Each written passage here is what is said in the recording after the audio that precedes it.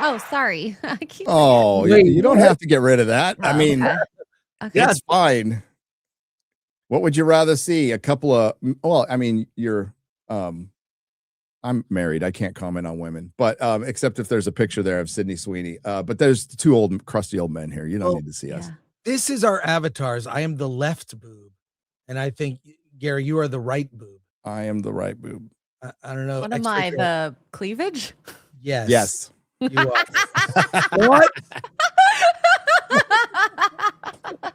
Oh no. Oh no. What up, everybody? It's hump day. It's the last nooner of May. We're not going to be coming back until, this is a short one too, because I have about my equivalent of 100 videos to make, which is 3. And I got to make it in the next 2 weeks before I go to Japan. So I'll probably still do rando live streams, but like scheduled stuff is kind of off the table for the next couple of weeks while I get caught up on stuff like the Odyssey. Jesus, that thing went nuclear. That was like it went Nagasaki, Hiroshima on Nolan, and we'll talk about that. I think it's selling out. Everybody's like saying it's for awards, blah blah blah. It's like he's got fucking awards. I think he sold out. Well, yeah. FNT will still be around, by the way. Just to answer the chat. Yes. Go on, Chris. Yeah, with as hosting. Well, that's so the one we're gonna miss in Japan, we're gonna have like a substitute. Now there'll still be some regulars there, Odin, Comics and Real Fake Wizard, but I think we're also gonna have Az and some other people. Yes. Some other people. So hi Chris, how you doing? I'm doing well. Just watching the LA like tear itself apart. Watching the LA. The LA. The LA. Oh, dude, it is. I love ratioing Karen Bass, the mayor of LA. That's your new thing, and I kind of love it. I am ripping into them, and Nithya Raman, who's a total socialist, communist. And, how is she in the picture? She's a fraud. How's the polling going? Like, what's going on? Well, it's all Karen Bass is going to win. That's the polling. Now, we've seen polls be wrong before, but this is really, and we're going to get into it on Hollywood on the Rocks today. But I'm fired up about this because if you can save Hollywood, if you can save Los Angeles, you can save every city. Spencer Pratt is going to prove it can be done. I don't know we don't have time to watch the commercials he's put out, but go to Spencer Pratt on X and look at the hilarious campaign ads. They are just, everyone is a mic drop, and they're really tapping into the anger of people across the country. Well, he's a populist now. We can just watch them. He is a populist. We can't watch the whole thing, but this one's good. Oh, yeah. Full screen that thing. Yeah, let's go. Yeah, this one's a quick one. This is where Mayor Bass lives. You notice something? Or here, where Nithya Raman's $3 million mansion sits. They don't have to live in the mess they've created where you live. This is where I live. They let my home burn down. I know what the consequences of failed leadership are. That's why I'm running for mayor. For my sons and the rest of us Angelinos that want to stop these corrupt politicians from destroying our city. We are going to get the golden age of Los Angeles back. And they keep trying to brand him as he's MAGA. He's a Trump MAGA. He's Republican. He's common sense. He is not running on. He's against socialists and communists. That's it. Yeah. That's it. And he's got the backing of Jeannie Buss, dude, owner of the Lakers. Yeah. Oh, wow. Not a Laker game. But I'm telling you, I'm so fired up about this because I moved here in 89 from a failed city where Mayor Coleman Young, I remember when I was a kid, it was Mayor Coleman Young said, we need guns in Detroit to protect ourselves from the violent suburbs. He was an idiot. He was a moron when I was growing up. And I moved to LA in 89. I couldn't believe it. All the opportunity. Detroit, I lost everything I owned in it was like 1988 and moved into my parents' basement because I was robbed multiple times. The last time was when I went to the Toronto Film Festival. I came home, everything I owned was gone. They just broke in. There was a crack house down the street. I mean, I lived in downtown Detroit, where Helen of Detroit lives. But that's for that. We'll get to that. We'll get to that. But no, and then I came to LA. I'm like, all this opportunity. No one's telling me, I'm an idiot for having big dreams. I was able to succeed in some way with Film Threat. I sold my little zine to Larry Flint. Yes, that Larry Flint. I've got a whole story. I loved LA in the 90s was like nothing else. Were there bad things? Yeah. It was Rodney King. There were some riots. There was OJ. Yes, but the city was vibrant. And now it is becoming Detroit as all production leaves. And that's what happened to Detroit. All the auto industry just, went other places. Well, and LA has that California arrogance. It's a beautiful state. I think it's the most beautiful state in the country. It is, as far as diversity of geography and all that. And the problem is the arrogance of the cities is nobody's going to leave. This is California. You'll never leave. Yeah. And that is not the case. They're losing congressional seats. There is brain drain in California. There is also population drain in Los Angeles. I lived in San Francisco for 18 years. Never a right-wing city at all, but at least it functioned and people there cared about, somewhat being safe. It was never, listen, let's be real. The 18 years I lived there, it's not like it was a clean city everywhere. Some parts were really beautiful, but some parts were always shitty. But then it got to a point where every San Franciscan has a story of how many times their car has been broken into. And it's, it probably averages a dozen per San Francisco, considering San Franciscan, how much time you live there. I roll up on my driveway and some dude is fucking a hooker. And it's like, and it's not like I live near anything in San Francisco, anything like weird. I didn't live near the Tenderloin or anything. I lived in the Crocker Amazon, right? So it's just, basically outside of the Mission, Outer Mission, Crocker Amazon, kind of suburban area. And yeah, just rolling home from work and there's a fucking hooker in my driveway. I'm like, get the fuck out of here. My car broken into multiple times.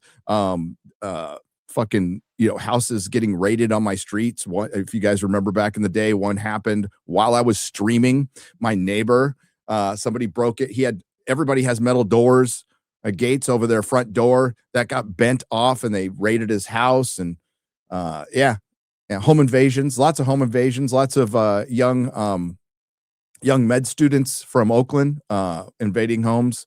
And that just increased. And it was under one party, right? So and they never think of another party. They just think, no, well, it'll be better next time, because they're so convinced that any other side than theirs is the devil and Nazis. That, well, we got to keep voting in. And it's, even though the Republicans or libertarians or even, normal liberals have no fucking power here anymore, that they're still they're the big boogeyman, and they're the ones still stopping stuff. They still blame it. Like San Francisco, London Breed would blame so much shit on the federal government when they had nothing to do with it. Right. So I'm so angry, like saying Trump or MAGA. It's the dog ate my homework excuse of politicians. We are exhausted. I'm done. And I really believe, I've watched a lot of interviews with Spencer Pratt. I have clips to play on the Hollywood on the Rocks. I don't know, but Gary, he is common sense, simple. We're going to arrest criminals. We're just going to enforce. He doesn't need to pass new laws. Well, he needs to enforce the laws that already exist. Yeah. You cannot sleep on the street. That is not allowed. You can't have homeless people, drug addicts. He's fighting for the moms who just want to feel safe in their own city. So I can't wait to show stuff later today. I don't want to derail your show. No, it's all good. I mean, if Hollywood wants to be saved, they need to vote for Spencer Pratt. But here's my argument for why, and this is getting national attention. If you look around after that debate, which he he destroyed like Karen Bass and Nithya to the point where they canceled their appearances at another debate. That's how scared they are of this guy now. And Nithya just plummeted. She's like down to nothing now. It's between Bass and Spencer. And he could win on June 1st or 2nd. I'm going to do an election special live stream on that day. Alan and I will do it because I truly believe this. If Spencer can prove by simply enforcing laws that exist that he could save a city like LA, at least turn it around, that can happen everywhere. Mm-hmm. That can happen in Boston, where they have a mayor's a complete idiot. It can happen in Chicago. It can happen in Seattle. It can happen in Portland. It can happen in New York. It can happen everywhere where a city has been taken over by these idiots, these soft on justice idiots. With passing these laws, they can't. Did you see his response when he said they were trying to compare actually Spencer Pratt to Zoran Mamdani? And he said, he's trying to have people free on the bus. What we're going to have is buses free of urine, free of homeless people, free of dude, I have so many. I mean, I know you're a busy guy, but maybe listen to when the clips you hear of he's not. And also I feel like he's post Trump. Okay. For all the, Trump does good stuff, but Trump says a lot of stupid shit that turns people off. And he doesn't do a lot to try to appeal to Democrats. He just doesn't. Okay. He says things that are mean. Now, I could give a fuck. I think a lot of the mean things he says are kind of funny. Yeah. But Spencer's being very much like, Democrats are going to love me because I'm going to fix the city. I don't want to get into the weeds. I mean, you really did, but it's okay. All right. I don't want to get into it 20 minutes later. If you can save LA, you can save other cities. Yes, you can. And you can save America because all these cities, every single one, has said single party rule for decades. I mean, and they don't see it. But the problem is they don't see it. There's so many dumb shits locked in your city. Yeah. And most of Hollywood's going to vote for Bass, even though Spencer Pratt is literally one of their guys, reality star, but literally one of their guys. He's a Democrat or was when he used to, but the mayor's race is not a DRR. It's just, for mayor, it's not a political position. And I'm tired of them politicizing. Well, if Bass wins, a lot of people are going to leave. You're going to see a mass. Texas is full, by the way. All I'm saying, we have our own problems. All I'm saying is we have a chance to turn things around in California. This is the last fight. I wish I could show you the commercials with him as Batman. You could watch him on Hollywood on the Rocks. That's later. right. Yes. We're going to talk about the Punisher and the Odyssey. Let's do it. I mean, seriously though, fuck that commie Karen Bass. Went and visited Castro and all that shit. Fuck that commie. So let's start with the Punisher. Yeah. I watched it last night. Same. I thought it was going to be a TV movie of, hour and 20 minutes. It was so short, right? It was 43 minutes. Yeah. 43 minutes. And as predicted by so many people on this platform, including yours truly, he wasn't in his Punisher costume until the very last minute. So predictable. He was dealing with PTSD and he was really sad and for the first half. And I guess this is co-written by John Bernthal. Now, I will say the story moved better and makes more sense than anything fucking Daredevil Born Again put out, period.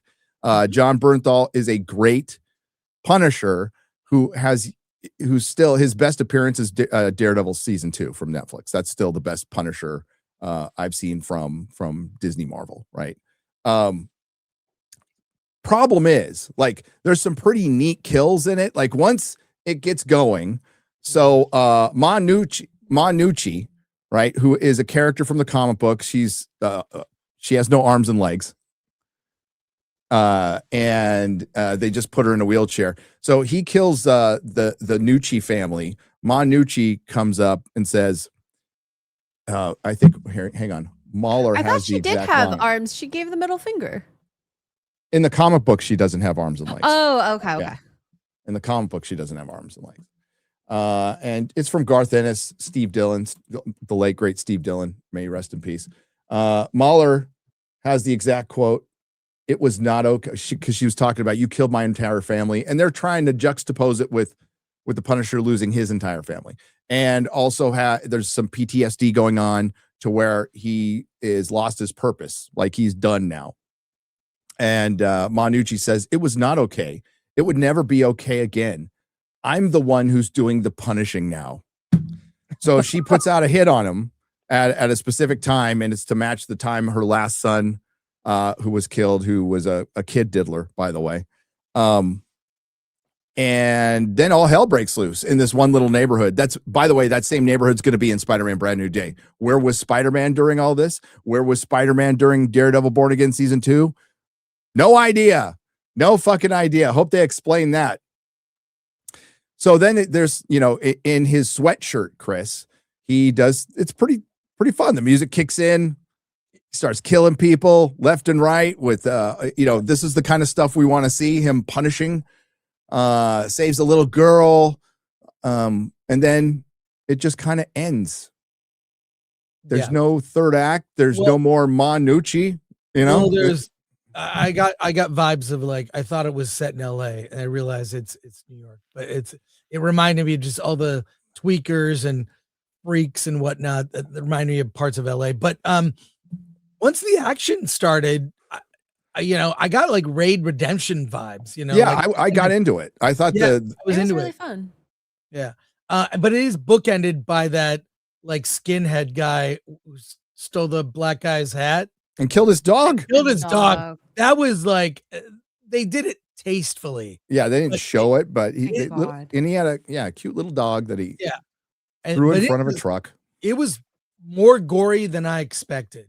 With a lot of stuff that is a little ridiculous. I think you posted something where Frank falls off like a part of the roof. Okay, yeah, pull that up. So this is the most embarrassing part. So this is either why the special effects team got fired or they got fired beforehand. Look at that. So that is an bad. actual scene. You could pause on that too, just so people could see the face. Right? Look at that. Yeah. That is PS2. Shit right there. PS2. But yeah, it's not great. Dude. And then I think somebody commented under my tweet and said, some shithead said, well, he could be dangerous falling off. It's like, have you heard of stuntmen? Like, there's a whole movie about it. There's multiple movies about it. It did start off with Danzig, and that's not bad. It starts out with mother. That was cool. That was speaking to me. But the whole first half was just him crying and being sad. And then he starts killing people in his dirty sweatshirt. And by the time it's done, and again, Manucci like puts the hit on him, and we see her drive away in a car. So I'm expecting him to take care of her because that's unfinished business, right? Which is probably what it should have been called. Because that's what the show is. It was unfinished business. She takes off. We don't see her again. So he calms everything down. The cops show up. Finally, he saves the little girl and the shop owner who sold him some coffee.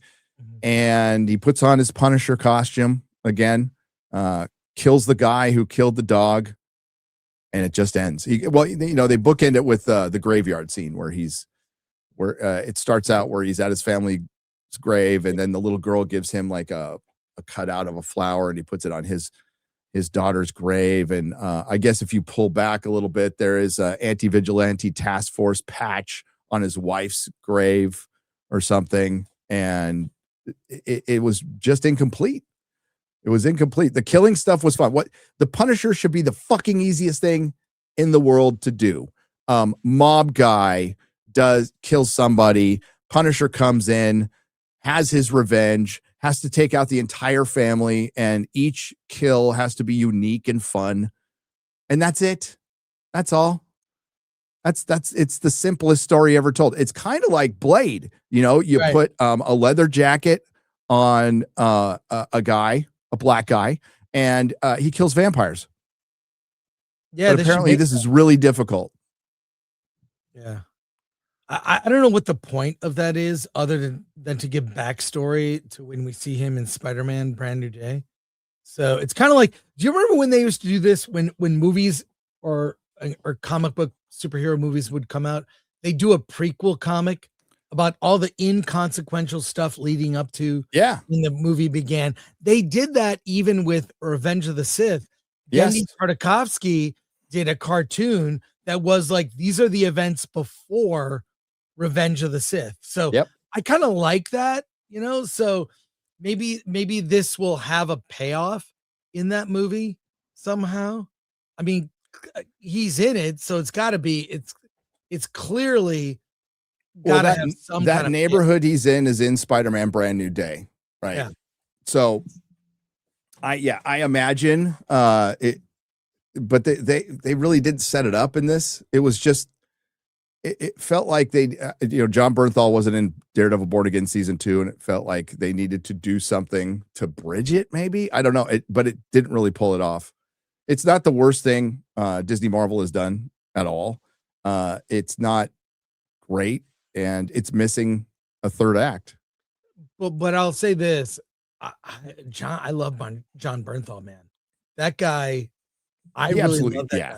He is awesome. He is into the role, so like he gives it his all. That is no doubt. And even in the sad scenes, like, and we get a no. we did get one of those. Yeah.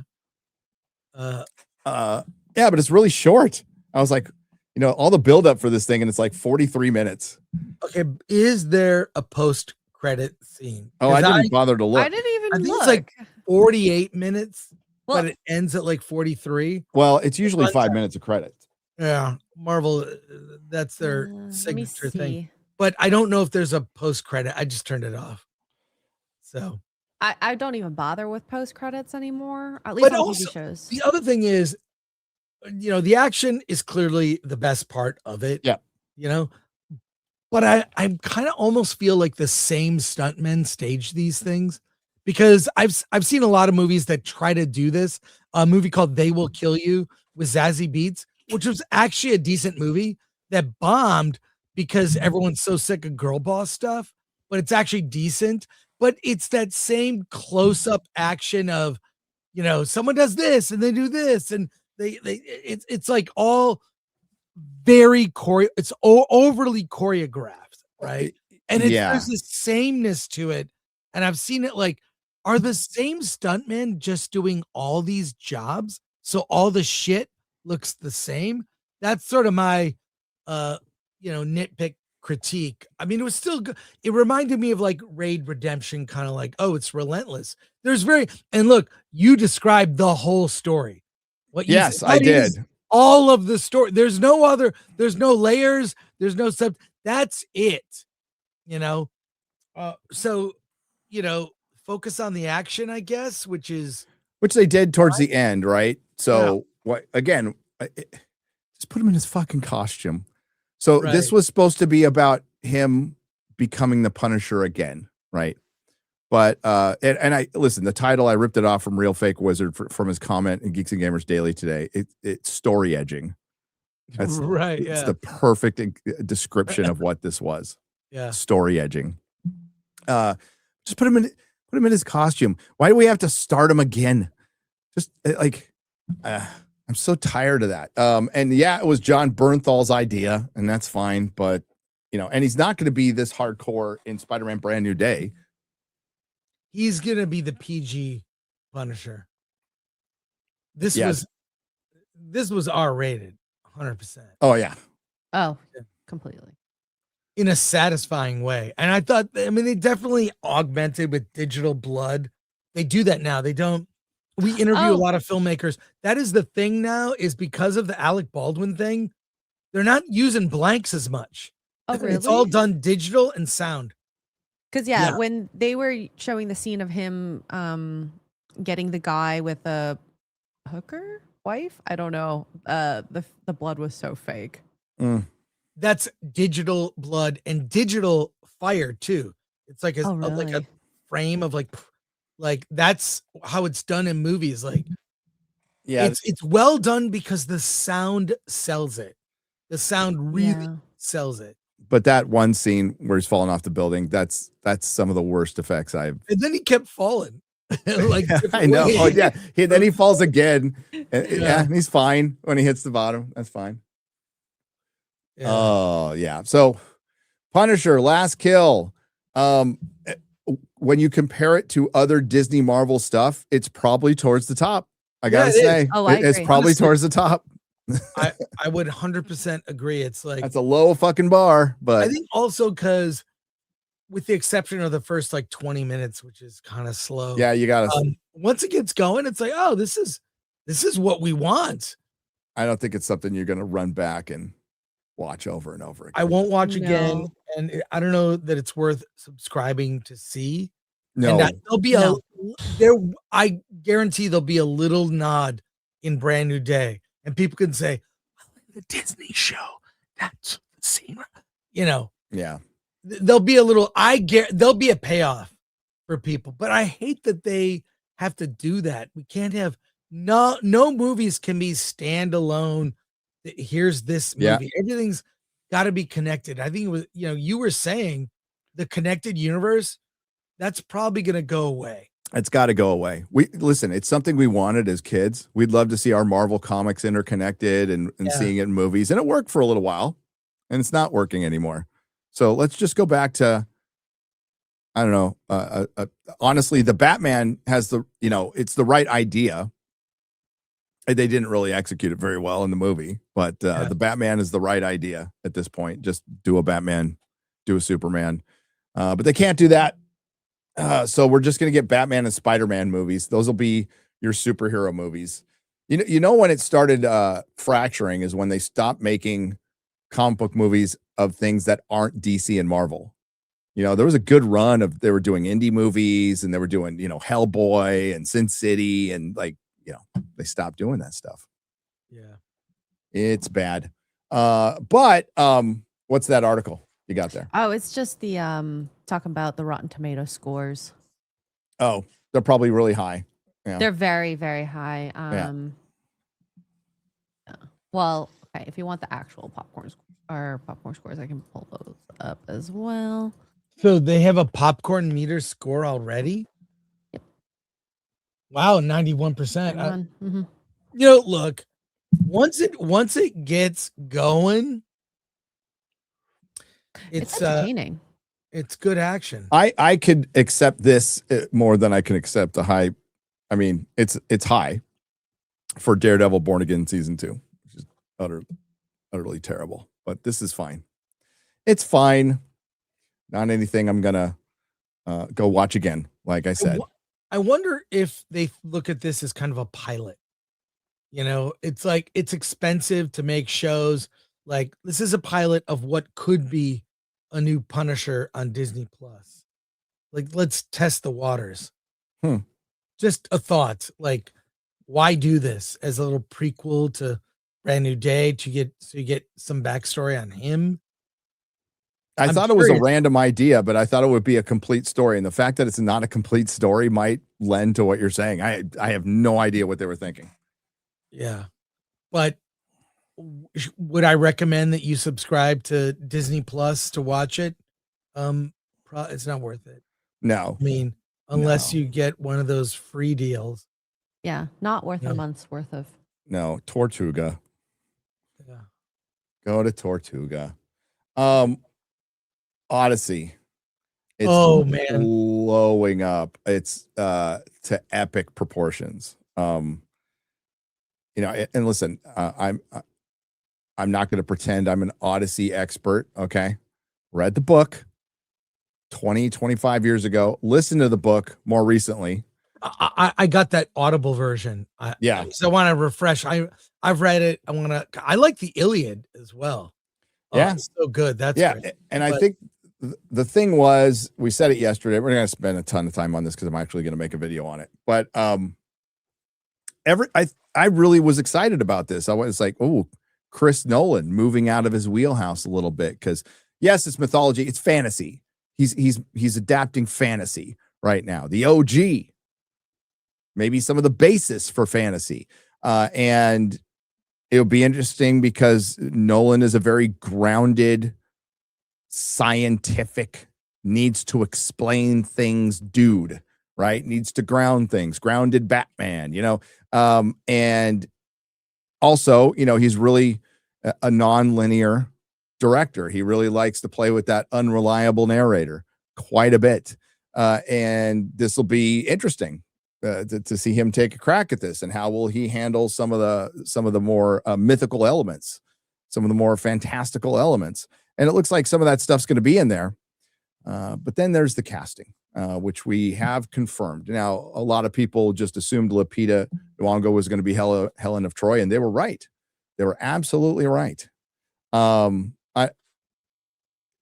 the more we hear, it was. Oh, go on. No, it's that. What's his name? First of all, I don't know who Travis Scott is. I guess he's a rapper. And what I know about rap could fit into my fingernail. Okay. Yep. So not that much. But that's the thing that because I will, playing devil's advocate, looking at this, I could see that you could argue a Helen of Troy that looks like her. Wait, let me finish my thought. That looks like her would be exotic and considered beautiful to Greeks then, right? The argument is she looks different, so it's the strange, like she's exotic different. Okay, I'm saying in Chris Nolan's mind as to why he made that choice. But the Travis Scott thing, I was like, wait, what? That was the thing where I went, what are you doing?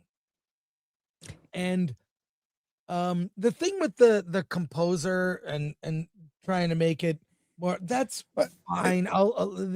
But like the Travis Scott is a thing that's got me like, what is going? That's like, that's the old storytellers are like the rappers of modern day. Wait, what? But the Lupita Nyong'o, and to be clear, also, Chris Nolan is not on social media, not officially. He's not perpetually online, and I know because I know Wally Pfister. I knew from going to film festivals back in the day and talked to him about, we'd seen Batman Begins. Dark Knight was about to come out, and I had a whole conversation with Wally, and he's not like, he doesn't have a phone. At least then he didn't have a phone. His wife had a phone. He didn't want to be reachable, right? So he is not like online with knowing all this stuff. And he works out of his garage behind his house is where his workspace is. That's where he likes to work. So he's not aware of all this stuff. But the Travis Scott thing is the thing that I just went, oh my God, you could almost get me with Lupita. Like, I can see. No. If you make it, okay, if you want to talk about exotic, fucking Troy's in Turkey, right? So get Middle Eastern or Greek. Right. That's fine. But what I'm saying is that's his thinking. I'm not saying I think this. I'm saying his thought in doing this is, well, to them. No, his thought in doing this is to bend the knee. This isn't about fucking awards, Chris. He's got awards. I saw Elon talking about this for the awards. It's not for the fucking awards. He doesn't need awards. Nolan is the king of fucking Hollywood. He doesn't need awards. This is reinforcing the bad ideas of a dying industry, what I posted today. That's all it is. Yeah, and not only that, this is the movie he's making after Oppenheimer, which honestly is not very diverse. There's not a lot of, if you're going to be accurate with Oppenheimer, you're not going to be casting or gender or race swapping anybody because it's recent history. Yeah. Relatively. And again, if you want to be like authentic, be more authentic with like all this bullshit of like with the score, right? You heard that like, well, there was no orchestras back then, so we're just going to use gongs and put them through a fucking synthesizer. Like how what are you talking about? Yeah. And then now everybody's like roasting him like, well, there wasn't film back then. There wasn't directors back then. It makes no sense. So don't come to me with we want to be authentic with your costuming the way it is and your casting the way it is.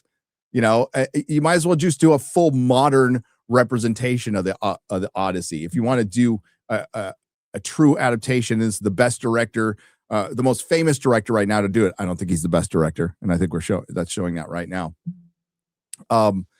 Yeah, you know, you can be exotic, but you know, like, this is subversive. There's exotic and there's subversive. This is subversive. This is reinforcing, subverting expectations. They even used that term when they were talking about the soundtrack. So I hear that applied to one thing, I'm going to think it's probably applied to everything else. And also, he lives here in the Hollywood area. I don't know exactly where he lives. I do know he goes to the AMC Burbank 16, which you and I have been to together, Gary. Yes, we have. That's his theater where he goes to see movies with his kids.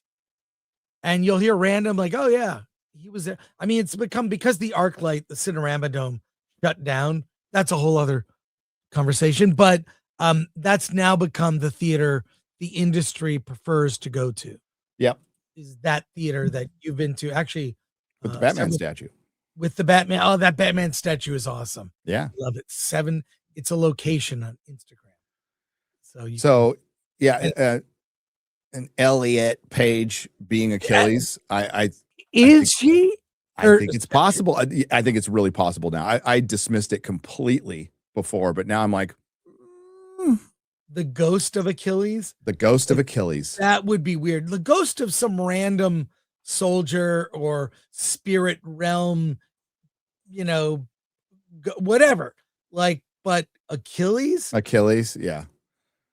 I mean, I've heard people say Brad Pitt would be a great, like, that would be awesome. Absolutely. That would be so cool if he did that. I want to show this real quick. I'm not going to read the whole thing, but the Time article is really long. It is, but Elaine Estruck put up a big long post about Nolan. I'm just going to read one part of it. Chris Nolan, he is the kind of guy who would explain that Santa Claus can fit through the chimney because it is designed wide enough from the start, using proper construction methods and reliable materials, and then explain how the reindeer are fed to sustain that much effort in a single night, and how Santa elaborated a clever logistics route to deliver all the gifts on time. I think that's so good. Yeah. Well, a Nolan trope that I'm sure will be a part of this, which is my least favorite one, is time shifting. He likes to shift time. Yes. Even when it's not necessary. Like, I really love Dunkirk. There are action scenes in Dunkirk, but the time shifting is this, like, really, you need to, like, I mean, it was great in films like Memento, but it's like he's afraid of not being thought of as high-minded or intellectual. So he has to unnecessarily overcomplicate the story by time shifting in everything. He did it so much with Oppenheimer. The first time I saw it, I'm like, I don't know what's going on. This is weird. And then I grew to like that movie better upon repeated viewings, but it's a weird thing he feels the need to do when there's a perfectly linear story right in front of you. So, yeah. I posted, I just said, getting Gladiator 2 vibes. Like, I agree with that one. I like that post. He opens it up with, say, I think I finally understand what is wrong with Nolan. His universe is adverse to myth. It is made entirely of causality and causality alone. And I think that's his wheelhouse. And I think that's fine for a lot of the stuff he's taken on, even, with Interstellar. What a lot of people expected from Nolan in Interstellar was to stay in causality. And there's a point in the movie where it goes into timey-wimey, and Jeremy recommended a video that's good, that it might actually be Nolan. It's a theory. It's a film theory. Nolan tackling God, right? Which is interesting. I think it's a really interesting take on that movie. But when he goes into the fifth dimension and all that stuff, you expect it to be more scientifically explained in the movie, except you have to go read a book and watch some Michio Kaku to understand like the string theory and bootstrap paradox elements of it, which is still used. But string theory is, by the way, string theory was really what everybody was. There's still scientific papers being written about string theory, but it's not the main thing anymore. It's not as hot as it used to be. And there's a whole drama behind the scenes, Chris, about string theory, how the proponents of string theory were trying to cancel and get rid of other scientists who were trying to, debunk it and stuff. Yeah. Fucking scientists. String theory Yeah. drama. Scientist drama. Scientist drama. There's whole channels. Dude, it's always happening. Scientist drama. Really? No, archaeologists are brutal. Look at how they go after Graham Hancock. Look at the Dibbler. The Dibbler went after me. What Dibble? Probably because I went after him first, but whatever. We won't get into that. Yeah. Debunking Dan. Go follow him on Twitter. He's funny as hell. He's like the troll to the archaeologists. He's like the reply guy to the archaeologists. So it's everywhere. But that Time article, we read it yesterday, and it was written so pretentious. It was like, oh my God. It was. Oh man. Wow. So you don't want to bet against Nolan, right? The guy took a biopic and almost by all accounts, made $1 billion. And you were talking about how he plays with time. The thing that kind of bugged me about Oppenheimer is it just felt like a series of vignettes. It was. It reminded me of. Do you ever see Kurt Vonnegut's Slaughterhouse-Five? I have. Yes, I love that movie, and that does a lot of time shifting like that. But it's part of what's happening to the character, and I feel like Nolan feels like he has to do that to make it seem like what he's doing is smart. I mean, it works in movies like Batman Begins. All the sort of flashbacks and present day, like that stuff. But yeah, it's like he has a need to do that for some reason. So it could have been straightforward. In Memento, it's part of the story because it's built into the character. Slaughterhouse-Five, I have not seen that in years, but I remember loving that when I first saw it. Valerie Perine's boobs. Oh my gosh, Valerie Perrine. There you go. All right, R.I.P. R.I.P. Yeah. R.I.P. Hang on. R.I.B. Rest in boobs. Rest. R.I.B. R.I.B. Yeah. How are we doing on time? We should probably get to the people. Start soups. Yeah. Yeah. We should. Anything else going on? No, I haven't even checked the Discord. Hang on. I mean, Ahsoka got delayed to 2027. That's right. Ahsoka got delayed.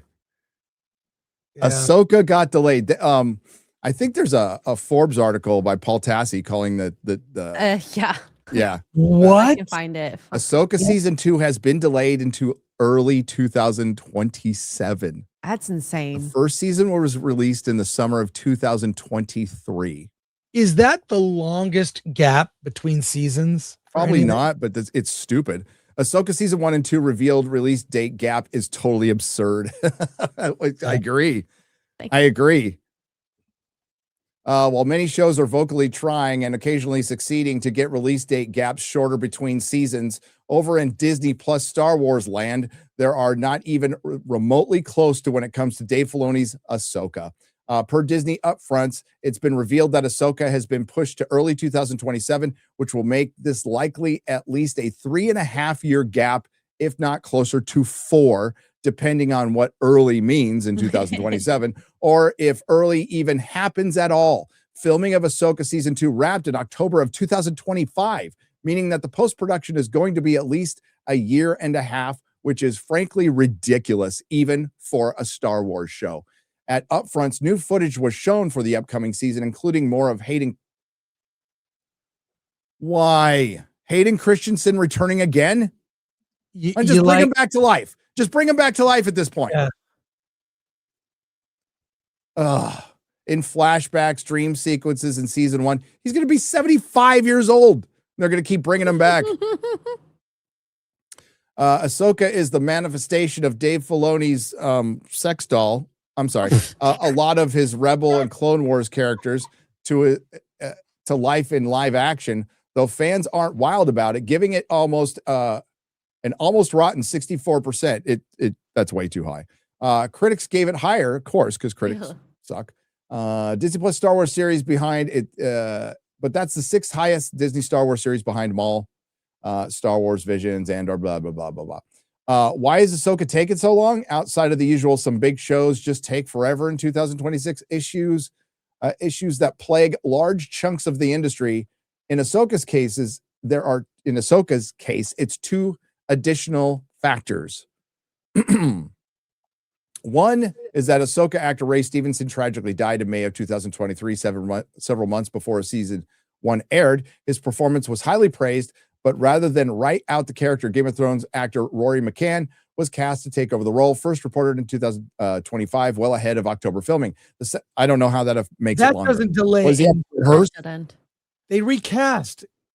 That doesn't delay anything. No. The second factor is likely the larger one, that Dave Filoni is not just showrunner and writer of Ahsoka. He will now be co-president and CCO of Lucasfilm, behind the entire creative direction of the franchise going forward. So that transition is likely to keep him busier than he would be otherwise, likely pushing Ahsoka back even further. It's not clear if Ahsoka season 3 is supposed to arrive at some point in the future, but reported big crossover film between The Mandalorian and Ahsoka, which takes place in the same time period, was reportedly thrown on the back burner, and now we have the Mandalorian and Grogu movie instead. Well, if we know anything about DC and James Gunn, you can run a studio and make movies. Oh, sure. That works out great. Some have criticized Filoni for overly focusing on his past animated characters rather than expanding too far beyond that. And Ahsoka is not the most beloved project by fans. But more recently, Maul, Shadow Lord, blah, blah, blah, just broke every Star Wars review score record, the show having been created by Filoni himself. Unfortunately, it didn't chart.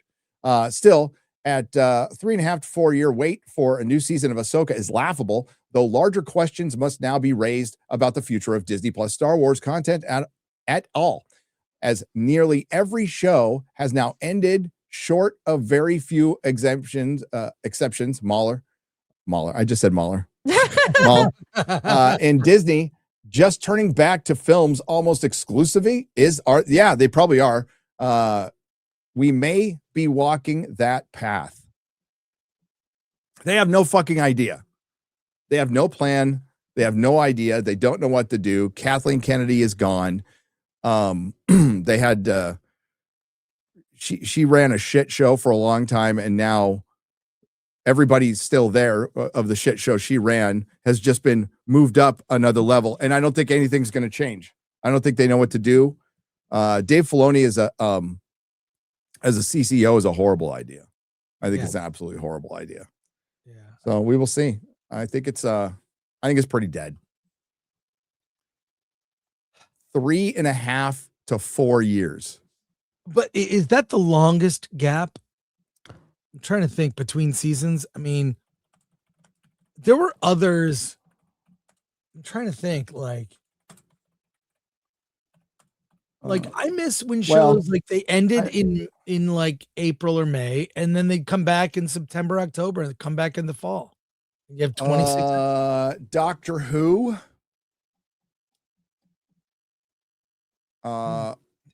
Roseanne. I'm reading some more. Yeah, Doctor Who is probably the longest gap. 15 years. I mean, they restarted it with season 1, but they kept the continuity. So X-Files was a pretty long gap from season 9 to season 10. I can't quite remember how long it was, but it was long. This might be the longest gap between a season 1 and season 2, though, Chris. Right. Yeah. Yeah. I mean, you want to keep the momentum going. Just get on season 2 immediately. Yeah. Need a sip of coffee.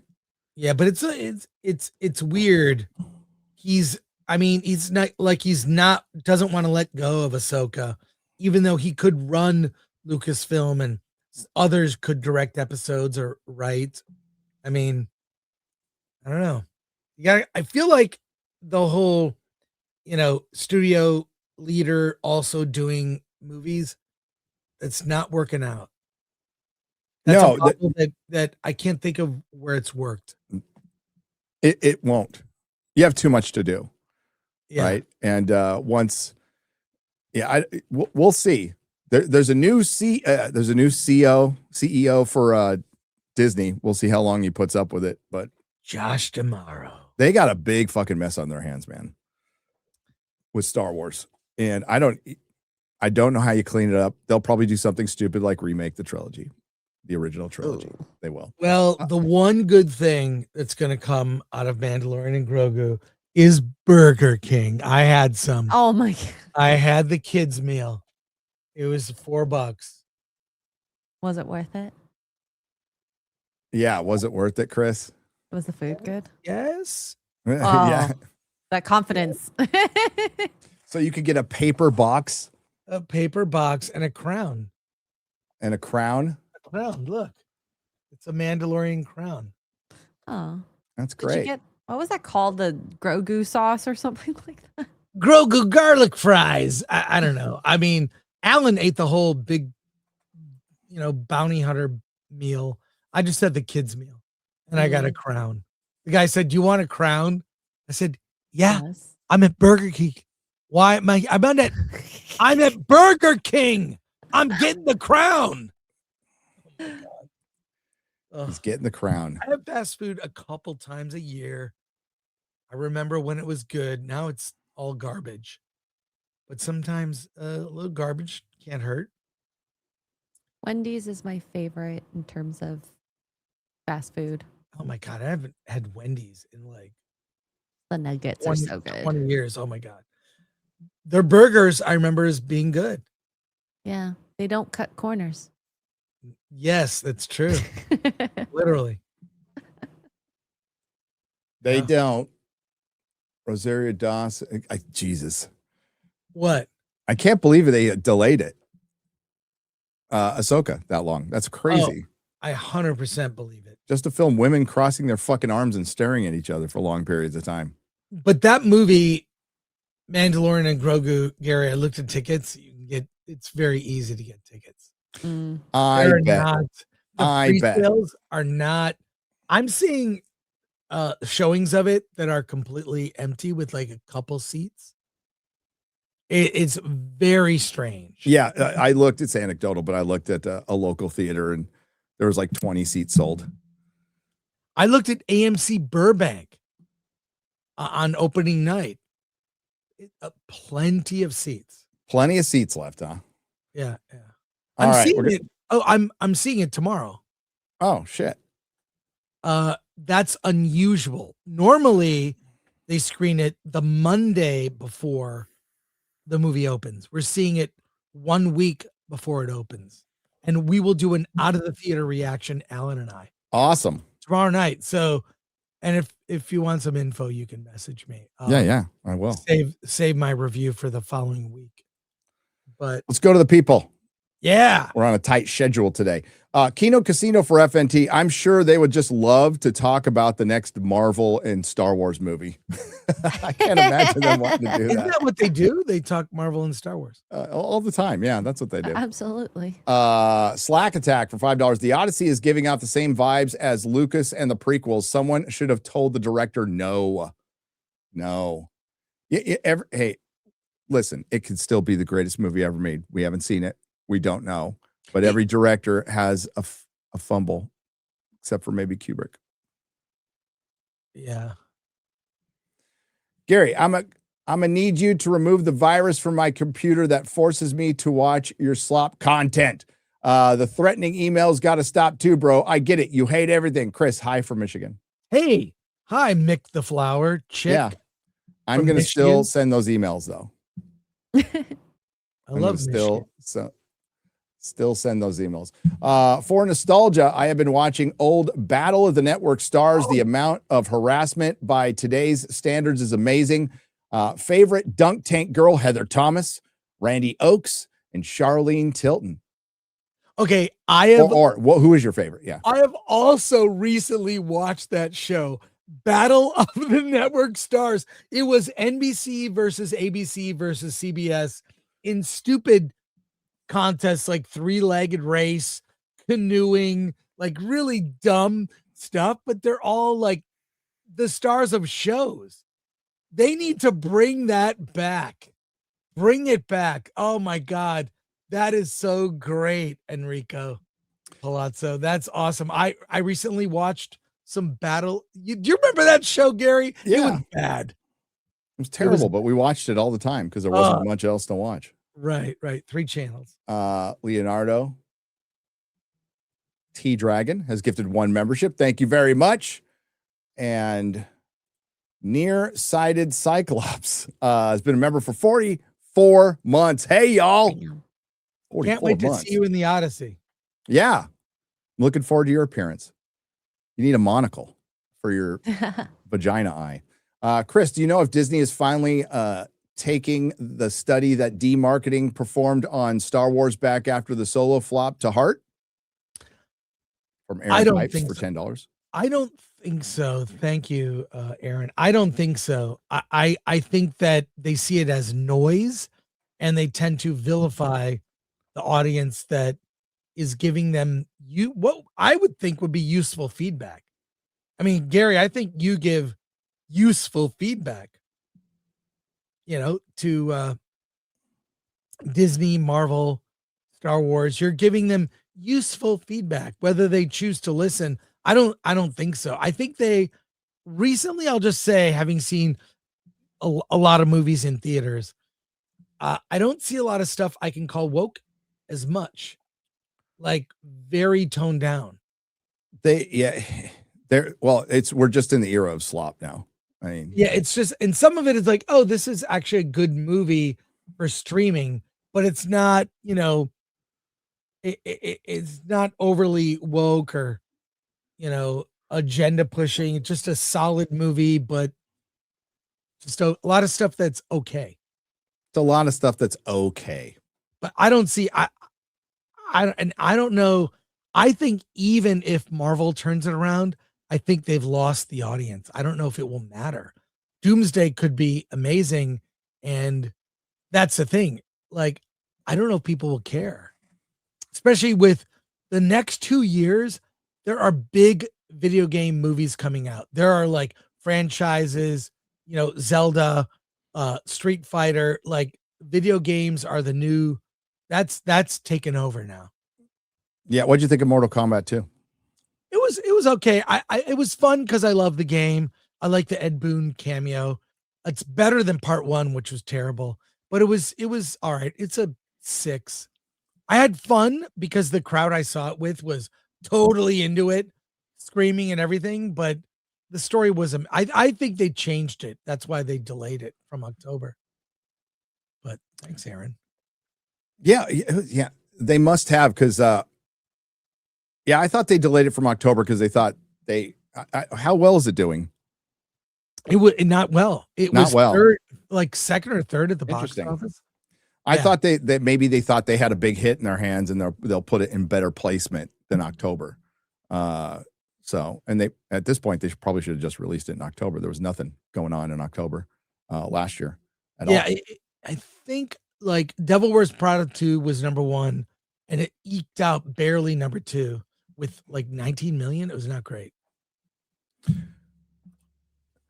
Punisher special was bad from Mad Dog, 1424 for $4.99.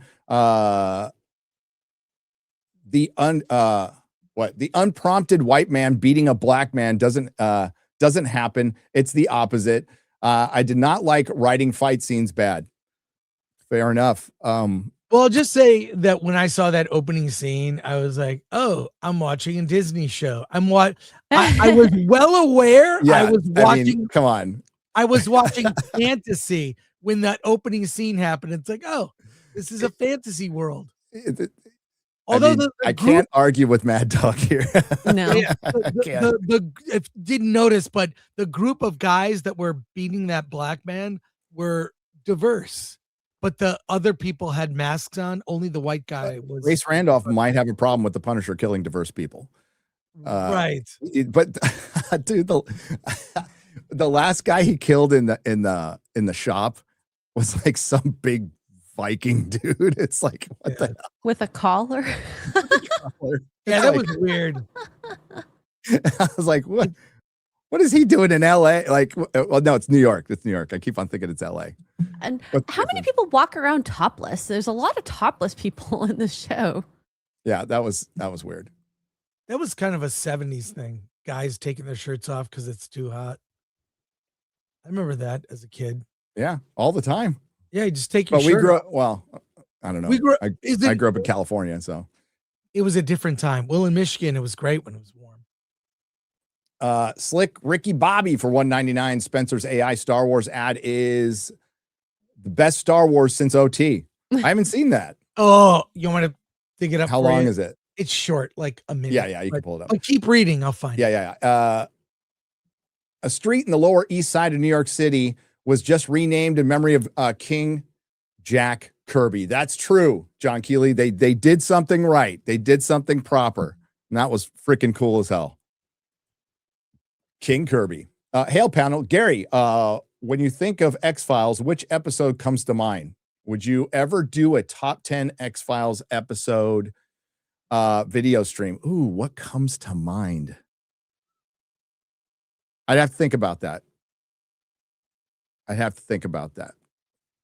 But yeah, I would definitely do that. We haven't finished yet. We got up to we're in the middle of season 8 and Melissa started traveling again. So we got to finish. So when I finish up, I'll probably, I can fire up a rando stream on Nerdrotic Live and do a top 10, but I'd have to give it some thought. But absolutely. X-Files is great. It started out so great. It ends terrible. But the one thing is with Robert Patrick, I think I hated him when he was on because Mulder was gone. But after rewatching him, I'm like, yeah, they're not bad. They're not bad. But season 9 gets a little crazy. I swear I saw a homeless guy walking a wolf in San Francisco. You know what? That wouldn't be unusual. That would not be unusual, Albatross. I have seen shit. You have not seen what I have seen in San Francisco. Like a hooker getting screwed in my driveway was not the weirdest thing I've seen. Gonna skip. Crazy. Oh, sorry. This commercial is 1:39. All right, let me read this and we'll do it. Gonna skip Nolan's movie with everything that has been confirmed about it. Kind of looking forward to Highlander with Chad Stahelski and Henry Cavill involved. I am too. There's only one casting part I don't like very much. But okay, show this. Okay, share. I got it. Okay, here we go.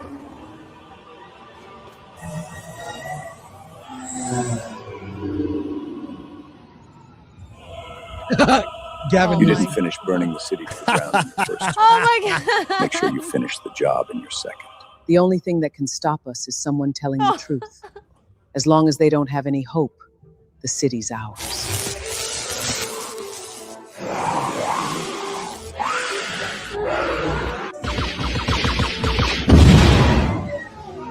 Nobody's ever done this before. No one's ever spoken truth to power in LA.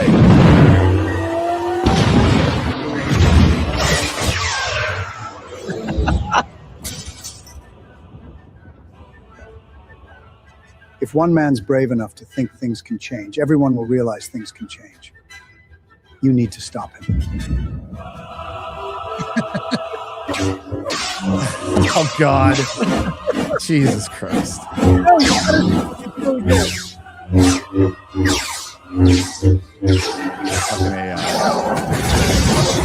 Insane. Our children deserve to be safe. Oh God. You had 20 years to fix things. Enough is enough. Oh my God.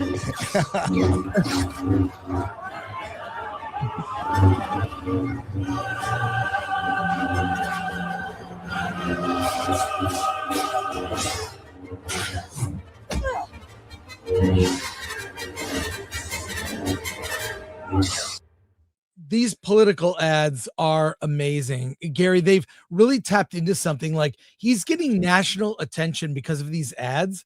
And they're saying, like, pay attention. This guy is like, this is the post-Trump model for how to fix a city.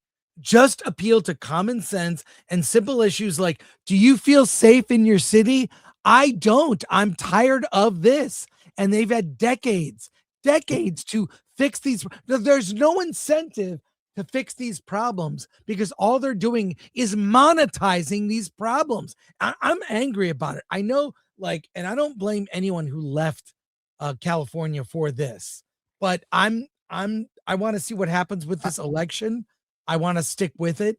And I don't know how we wake up people. And I've been because I've been very vocal online and in trolling the mayor and trolling Nithya Raman and being like, I'm having people like, please, we need to, like, I don't know how to convince others that they just vote the same way and nothing happens. How do you wake them up?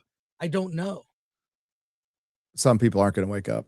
Yeah, I know. I mean, it sucks to black pill.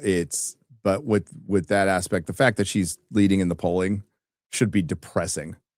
Like, yeah, how can you be responsible for the deaths of so many Angelinos? I'm just talking about the fires, not like what's happening in the sewers of California that are being lit on fire. Shut down the 110 freeway because they've got people living in there. It's like, it reminds me of that scene in Dark Knight where they say, not the Narrows, we're going in the Narrows. Remember that, Gary? Yes. Yes. Yes. Yeah. It's I want to see it change. I mean, if the governor's race and the mayor's race goes the wrong direction for me, there's no reason to stay. We're going to get more of the same, taxed to death. Like, I don't get what people. It really tells you though, it's fixed. It's fixed. The fix is in. Late night. I mean, isn't that how Bass won the first time? Caruso was leading, and there was this late night. The next morning, she won miraculously. Enough of that. Enough. Let the best ideas win. If you need to cheat, your ideas suck. Yep. CPT Pop for $5 says, "Hail all. When is the UK megalithic trip happening? I must have missed your answer when I asked on FNT Square Up on Monday. Beardo Fat."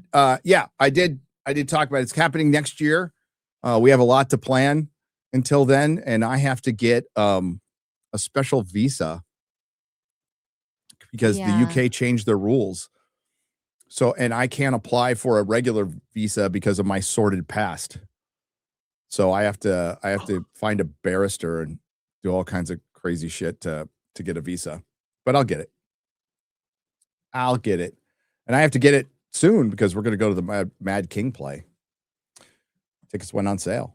With every little storytelling effort, Punisher One Last Kill could have been solid. It's like they didn't even try, says Price of Reason for $5. Yeah, it just felt incomplete. The Skeleton King for $5. The more I hear about the Odyssey, the more it feels like self-indulgent. Yes, like he probably thinks he can do a better Odyssey than the original. Oh, brother, where art thou, by the way? I can just add that because that's kind of the Odyssey right there. Chris is hilarious and he thinks LA or any big city has fair and legal elections. He's hoping. You would hope. You would hope. No, because there have been a lot of people in government that are Democrats that have reached out to Spencer saying things are effed up. There are whistleblowers that are like, enough. There are bad things. The way that money's allocated, the way that I feel like there are enough good people within that are finally going to rise up. I'm an eternal optimist. I thought Rise of Skywalker would be good, but so yeah, I was wrong there. I thought they might pull it all together. I was wrong, but we can all be sweet summer children sometimes. It's all good. We can bet against Nolan now. with Helen confirmed. Dark Zero, yeah. I think the opinion, at least in some factors, have shifted quite a bit. Although I do have to point out that the trailer has not been ratioed. It's not even close to being ratioed.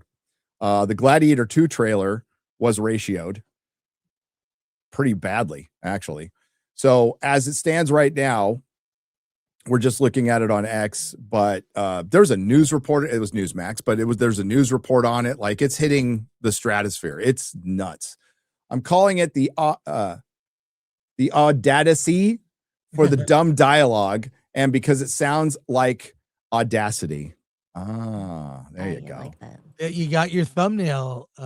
There you go. Psychotic Mongoose, thank you for gifting 1 Nerdrotic membership. Appreciate you, brother. Sunday West for $2. Frank had 2 kids, only cared about his daughter. Yeah, that was weird. I thought that too. Yeah, yes.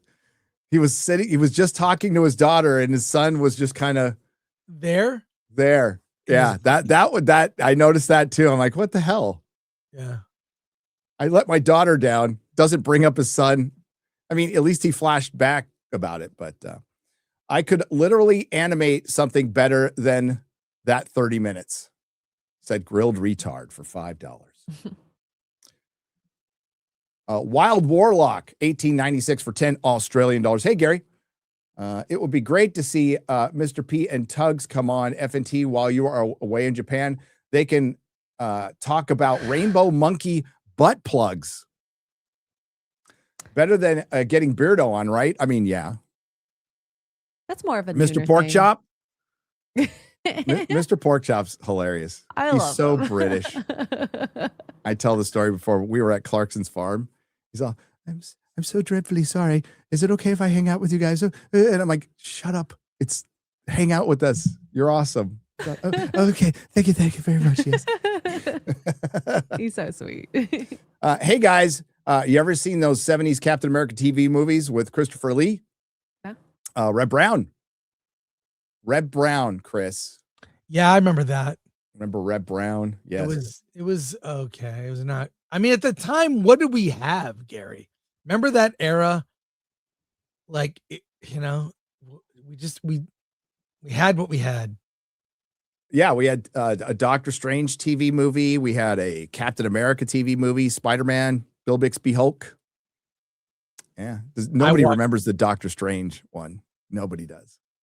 I watched all of it. I like that Spider-Man TV show. I did too. That was great. Gary, is it possible this is during Far From Home? I don't think so. That would be an explanation, but I don't think so. Like Werewolf by Night, good, but you won't see it again. Yep, I would say that's a good assessment. Yeah. I would say that's a good assessment.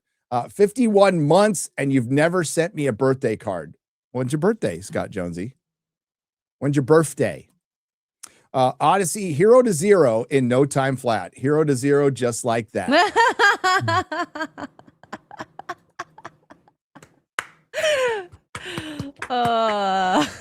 You should watch the 1997 Odyssey miniseries. It's on YouTube. I have. I'll listen to the book again before the movie comes out just to get refreshed, but I'm not going to sit there and like in my Lord of the Rings stuff, break down fucking lore violations or anything. I'm definitely going to talk about like how stratospheric this has gotten, and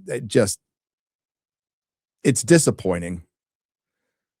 It's disappointing. And I think that's what a lot of people are just disappointed. Not that Nolan was based and he was throwing on MAGA hats, and not that I need that. I don't fucking need that from a director. I liked not knowing his politics, and I like that he stayed out of this stuff, and he seemed like a normal filmmaker, and it just feels like he's selling out on this one.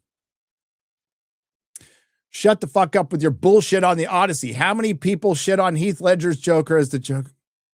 Are you comparing Lupita Nyong'o as Helen of Troy to Heath Ledger as Joker?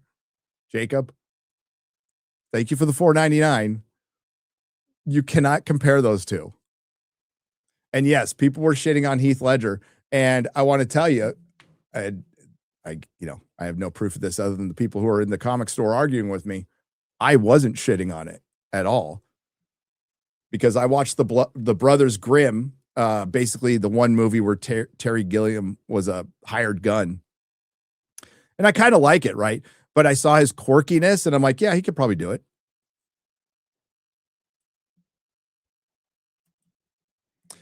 Did Tolkien write in any of his letters that the Palantir corrupted men themselves? Saw a vid claiming that. Also, Helen wasn't from Troy. She was from Sparta. Stop excusing this, Chris. He said exotic. He was saying exotic, right? Yeah, like again, exotic. if you want to go with Greek, I'm fine with that. A lot of hot Greek women. I also don't think Chris was excusing it. He was just trying to get into Nolan's head on why. That's exactly what I was trying to do. It's like, this is his thinking in doing this casting. Yeah. I'm not saying it's going to work. I'm saying that was what he thought. Yeah.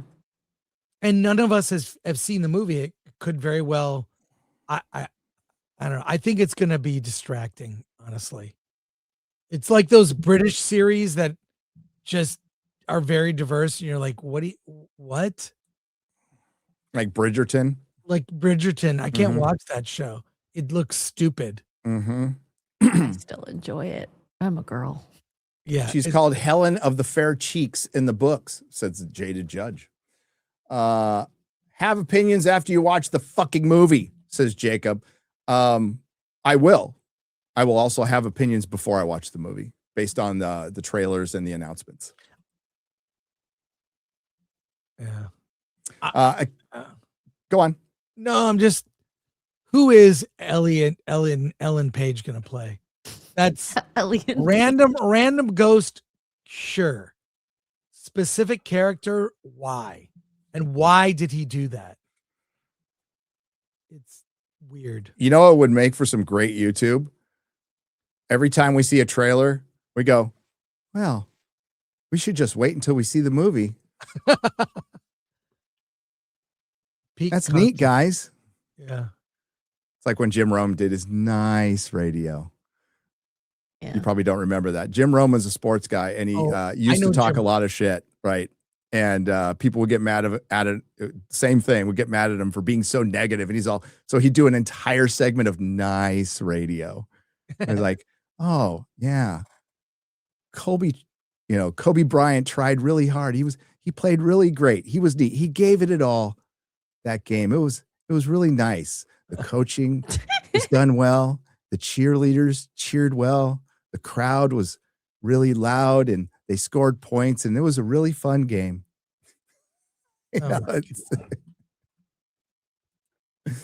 Gary, this reminds me of the time when you tried to drill a hole through your head.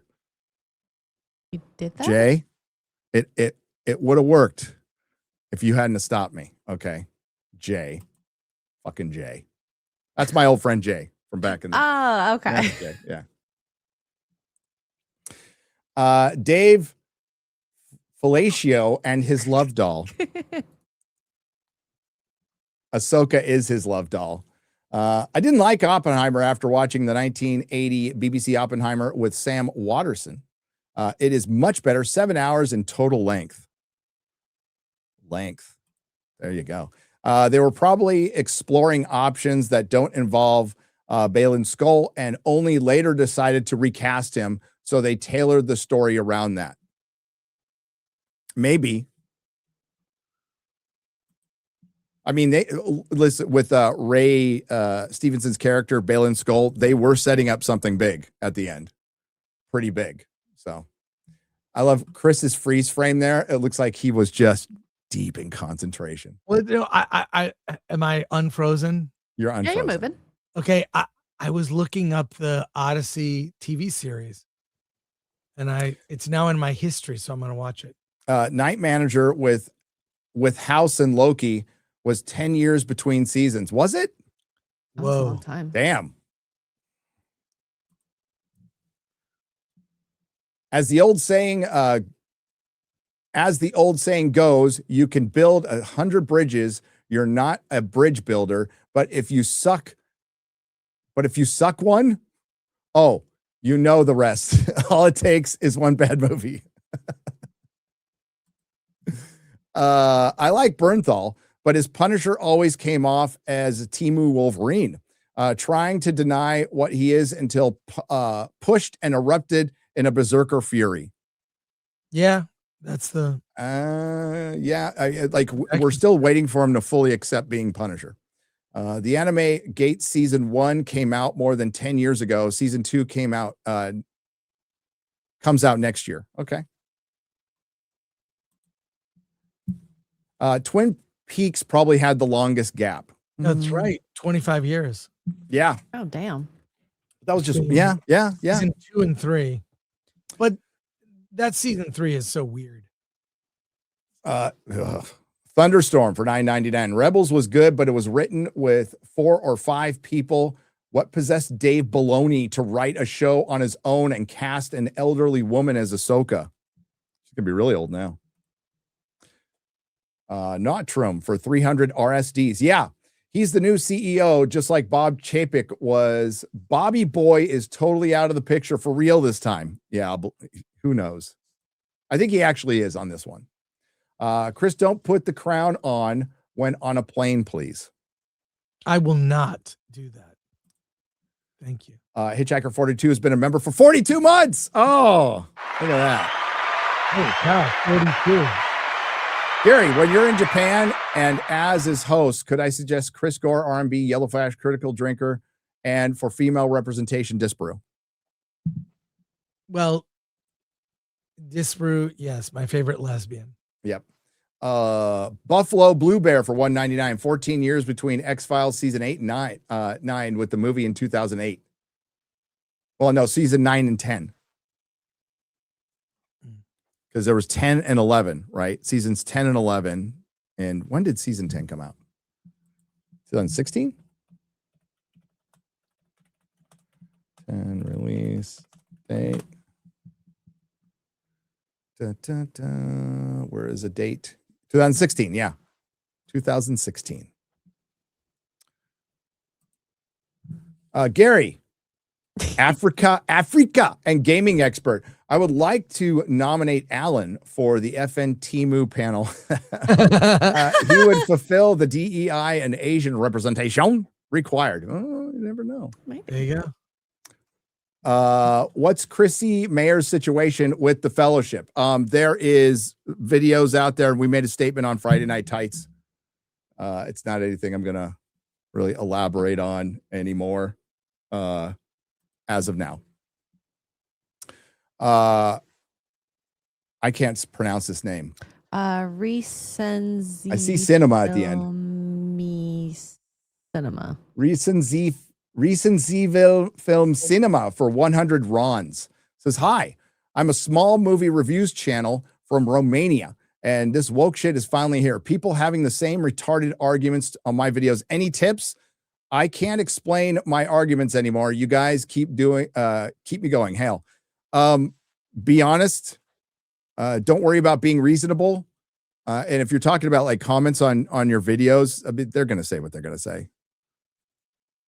They're going to say what they're going to say. I mean, listen, I appreciate the super chat, but somebody came in here and posted a super chat and it's like, oh my God, this is the first time I hear it. Don't judge a movie until you see it. We are judging things on what we have been provided in the marketing and through interviews. And we can certainly judge whatever the fuck we want whenever we want. And this is what the movie going public and fans have been doing forever. Absolutely forever. In conversations, at comic shops, in the theater before you see the theater, and now it's online. That ain't changing. That ain't changing. And yeah, a bunch of people, dude, Ben Affleck got more shit than Heath Ledger. A lot more shit than Heath Ledger. In my experience. Now, yes, it's anecdotal, but I was in comic shops. The news came to our fucking shop to get our comments on it. The local San Francisco news. Oh, wow. Yeah. And they didn't do that with Heath Ledger. There is a synopsis for White Vision. I guess it's good. Yeah, the Vision Quest. Terry Metalis is doing that. It is connected to WandaVision. And it's supposed to be part of a trilogy. So WandaVision, Agatha, and Vision Quest. And I think they are going with some of the aesthetic from WandaVision. So you'll see some of the TV show aesthetic in it. James Spader is going to be playing Ultron as James Spader. He will be in human form for at least a while. And yeah. And it has Paladin in it. Paladin's in it. So we will see. We will see. I forgot. When's it coming out? When is Vision Quest coming out? I don't know. I'm sure. I think they announced it yesterday. Vision Quest will premiere October 14th. There you go. Wow. And Paladin's being played by Todd Stashwick. Oh, I like him. Yeah. He was in 12 Monkeys and he was in Picard season 3.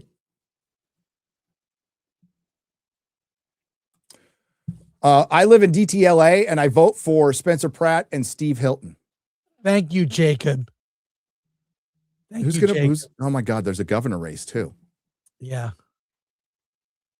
Let's see where Katie Porter comes in. The problem with some video game adaptations, a lot of showrunners refuse to adapt source material.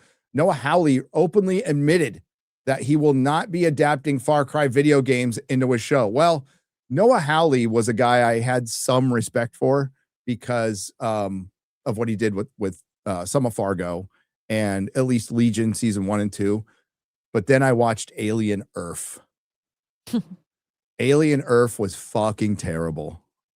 And it makes no sense. You want to talk, of course he's not going to adapt or be, respect the source material, because Alien Earth is supposed to take place before Alien. So, and then we had, what was it again? Requiem? Alien? What was the midquel? They're trying to insert like little stories, like right before or after. And, Wayland Yutani knows way more about everything now than they were supposed to. But Alien Romulus. Romulus. Why did I say Requiem? Romulus. Because they're forgettable names. Yeah. Romulus. Yep. That's one of those movies, Chris, like Tron Ares. I did my review. Got a lot of shit for it, which is, that's just part of the game. You got to deal with it. And then later on, people were going, yeah, that movie kind of sucked. Yeah. Romula ass. In that video, I said it's like a greatest hits album of a great band done by a cover band. The same thing happened to Halo, and the same thing will happen with Mass Effect and Yakuza. Netflix is making BioShock, which worries me. It should. You wake people up for creating a grassroots motion picture that becomes the worldwide darling of an entire world for people who have been treated poorly and disrespectfully by Hollywood. Snouts accomplishes this. What is Snouts, Chris? I have no idea. I have no idea either. Is that an acronym? Yeah, I don't know. Snouts. I'll look it up. Yeah, I don't know. You can answer in the regular chat if you're still there. DL Racer 2. Thank you for the 20. RIP. Oh, yeah, Donald Gibb. Ogre. Sorry, I've covered. No, we didn't cover it. Ogre has left this mortal coil. RIP, buddy. He was in a lot of stuff. Forgive randomness of this. Since Robert Duvall's passing, I've watched Apocalypse Now several times. I will now die on the hill that it is the best Vietnam War movie. Panel and chat, agree or disagree? I would agree. I've not seen. Have you seen Apocalypse Now, X-Ray Girl? Yeah, have you seen it? Don't think so. You haven't seen Apocalypse Now? Should I go see Apocalypse Now? Yeah. Yeah, I haven't seen it. You have not seen Apocalypse Now. That See it in a theater. It was before my time. Okay. Not that movie was amazing when it first came out, and the ending was so like, oh god, that was epic. I was there when it first was released. Okay, I'll watch it if I have time today. How about that? And the story behind the making of it. Watch a documentary called Hearts of Darkness. Yes, it goes with that. You gotta see that. Hearts of Darkness. Okay. Hearts of Darkness. Watch that documentary. In addition, so you have 9 hours of stuff to do. Okay. Now that you've watched, I haven't watched enough Stargate to have thoughts on it. What are your thoughts on it coming back? I don't think anything should come back right now. I think Stargate has such a healthy fan base. Just leave it alone. Just leave it alone. It has one of the healthiest, passionate fan bases out there right now. I think it'll just muck it up. The boys setting up Chemo to defeat Homelander. Kimiko to defeat Homelander. Like Arya beating the Night King. Feminist Hollywood at it again. I wouldn't be surprised. Mind your own business, Jacob. No, hey, Jacob is free to say what he wants. It's all good. I just completely disagree. But you're going to see that kind of defense with Nolan films. Trust me. Trust me. Planning to watch Buffy sometime this year. Do I need to catch Angel concurrently with it? Like how we had to watch the Arrowverse shows concurrently before Chris to know what's going on. I would recommend it. And there is a list you can find out there to watch them in order because it's pretty tight. The canon's pretty tight on that one. Excuse me. Jacob seems like he's frustrated by your takes. I'm sorry. Not really. They are my takes. Have a take and don't suck. There, Van Smack. He knows. Have a take and don't suck. Good old Jim Rome. Guys, not all remakes are bad. I've heard they're remaking an old fantasy epic to fix the mistakes of the past. Dragon Ball Beerus. I've not heard that. I don't know what that is. I don't know if it's a troll. I wouldn't know. Flash would know. Yellow Flash would know. Chris, when are we getting the D-Day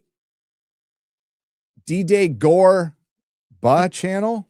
Like BA Born channel? Again, or? Born Again? D-Day Gore Born Again channel. Bruce Leroy Jenkins. Yeah, I'm not sure about that, but I'm going to devote probably a portion of our content live. Like today is all about LA and the mayor's race and Hollywood. How it's absolutely connected to Hollywood. It's connected. So I'll see where it goes. Chris, I would present it for what it is. Yeah. This election will decide the future of Hollywood. Yes, it will. It will. When I show clips about what he's saying about how to bring back the industry, and he's just watch Hollywood on the Rocks today. You'll see. It's really hard to get back things you have lost. And there's burning out, there's fading away, and then there's telling people to fuck off. You know what I mean? You can come back from burning out and fading away. Absolutely. Happens all the time. Hard to come back from telling people to fuck off.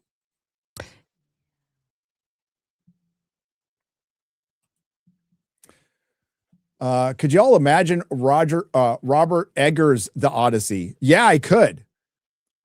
Honestly, I think he's better suited for it.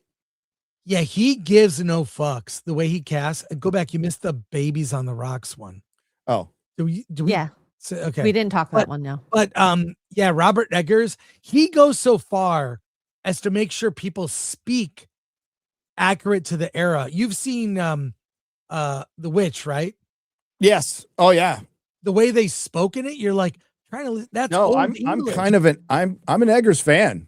Yeah, I'm a fan of this guy. Like I like pretty much everything he does. I love the Northman. Was a real mythological adaptation. It felt surreal. It has some of the surrealism of mythology, and Nolan can do surrealism. He can, like, for sure. It's still grounded, but he can be weird, right? But yeah, I think Eggers might have been a better choice for the Odyssey. The Werewolf coming out Christmas Day this year. I'm not Yeah, sure. can't wait. Yeah. I like Nosferatu quite a bit. It's fun. I just came across you guys 3 weeks ago. Keep up the great work. Hey, thanks. Azulone Ninja for $10. Thank you very much. Anyone ever watch Bates Motel back in the day? Oh my God. I haven't thought about that in forever. I need a visual aid here. I saw the remake. With the young Norman. Very twisted story. When did that come out? Yeah, I did. I completely forgot about this. Holy shit. It existed. It did. I never saw it. I never saw that one. It did. Watched bits and pieces. I'm just trying to this probably came out. What the fuck? Why isn't it telling me what year? The chat will probably tell me what year. What year did that? 2000. Yeah, 2000. Okay. 2000. That's why I'm like fuzzy memory. That was relapse year. So it was kind of, I'm going to tell you right now, I don't remember half of 2013. I just don't. It's a blur. It's a fucking blur. I remember the Doctor Who 50th anniversary. I remember some bad things. I remember going to rehab. Yeah, 2013. Little fuzzy.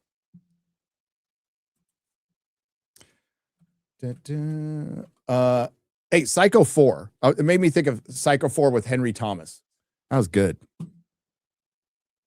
That was good. Where did it go? How are we doing? Okay, we got to hurry. Axel Foley, you skipped my previous super. I'll go back and get it before we get I have it if you want me to read it. Achilles, the picture of manhood, and arguably the origin of the hero archetype, is being played by a Sheila. That still has not been confirmed. It hasn't been confirmed, but man, and sorry, Axel. Sometimes, yeah. Sorry, we missed that. I'm 50-50 now. I was 100% no 3 days ago. I am now 50-50. Put up a poll. What does the chat think? Do they think that Ellen Page is the ghost of Achilles or not?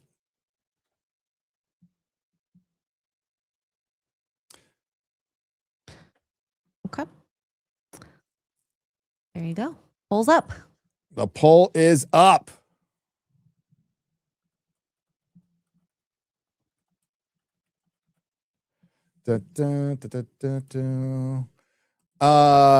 Love this channel. Hi, Chris and C-Ray girl.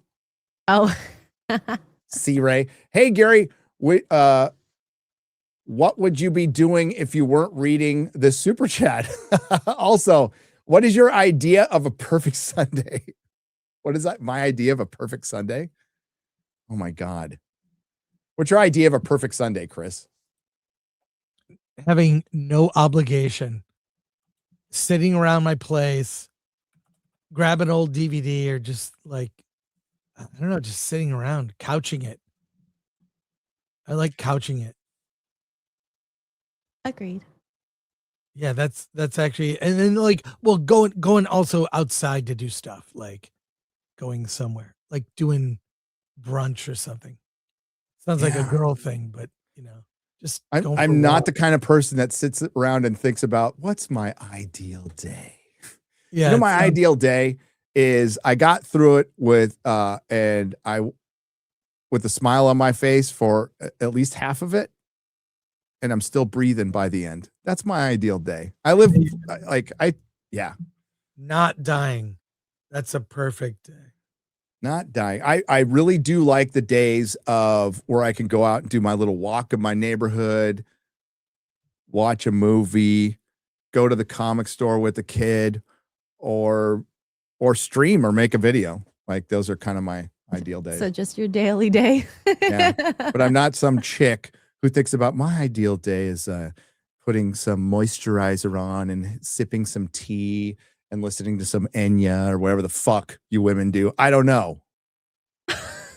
I don't know. Getting a massage, listening to some true crime, listening to some women, my fellow women getting brutally raped and murdered. That's just an ideal day, you know?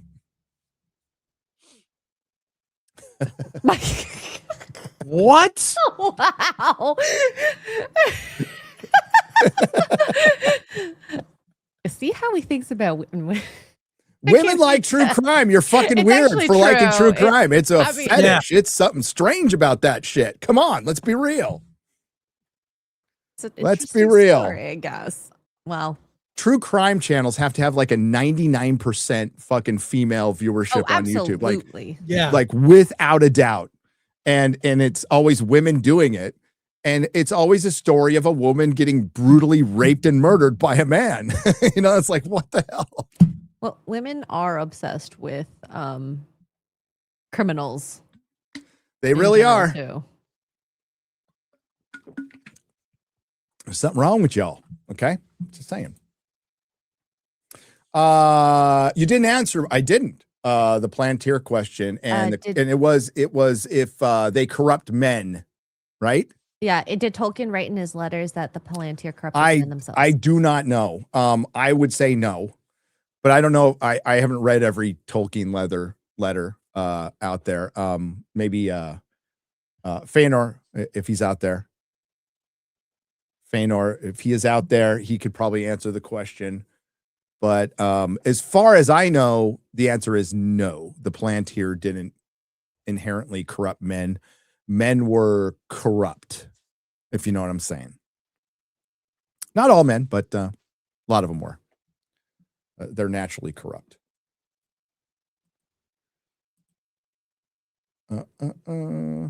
Chris, saw Michael. Your review was spot on. What did you think of Michael, Chris? Loved it. Okay. Loved every minute. Huge fan of the Jackson 5 when I was a kid because I grew up, outside Detroit where Motown is, and like just really like loved it. Brought back.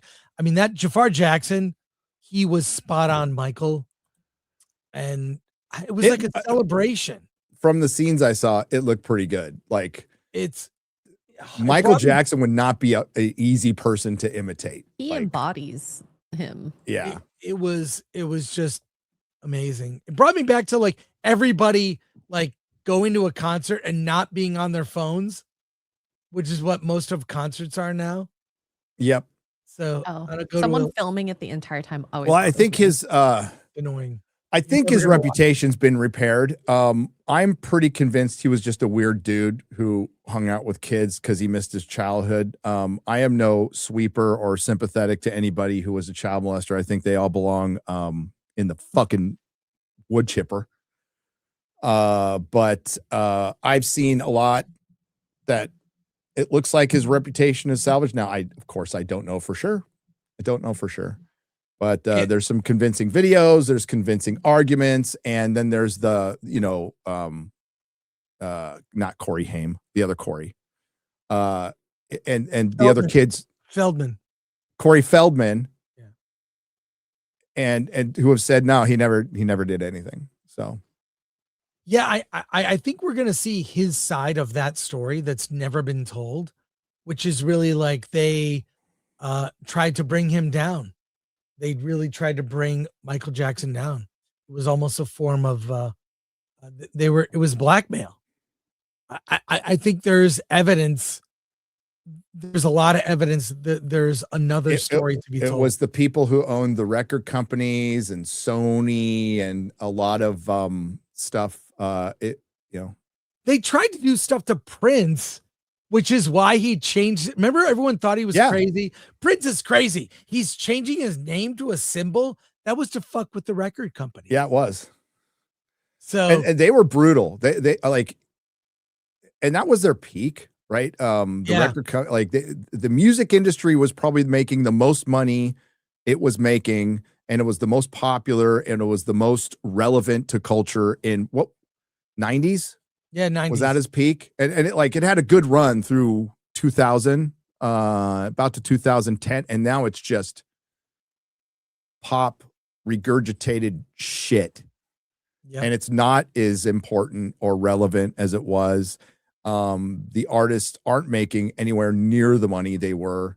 There is a top 1% that makes a bunch of money, but you see Weird Al go out and go, "Hey, everybody! I just wanted to thank you guys. I had 8 billion downloads on Spotify, and I made $12. So thanks for the sandwich." You never seen that video? Yeah.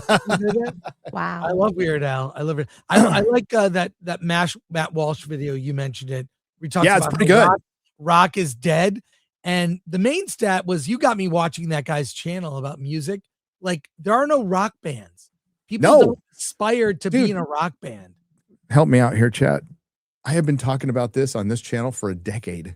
For a fucking decade. And I've been trying to what I do is I compare the fall of rock music to Hollywood, to the fall of 20th century models, right? Yeah. And what happened to rock music, what happened to music is it got digitized, it became disposable. It wasn't special anymore. So you weren't buying albums or CDs or anything. And Napster, in a lot of ways, led to its decline. And it's not Napster itself. It's not the digital downloads itself. What led to the decline is the music industry didn't embrace it early enough. And if they would have embraced it early enough, they could have probably found a way to monetize it. But the problem is when you have everything you can access any song at any time, it just it doesn't make it special anymore. It makes it disposable. And that's happening to movies right now. That's happening to TV right now. Hollywood is in competition with itself. So are you going to go watch new Disney Star Wars series, or are you going to probably sit through a bunch of fucking slop, or are you going to go, fuck it, I'm going to watch the X-Files? Yeah. And that's, so you're not just competing against other studios anymore. You're competing against your own catalog. And it doesn't help that now we're in this super corporate risk averse. And yes, DEI and woke storytelling was risk aversion. It was far easier to do that than be accused of being a racist. And that's how the activists worked their way into the corporations.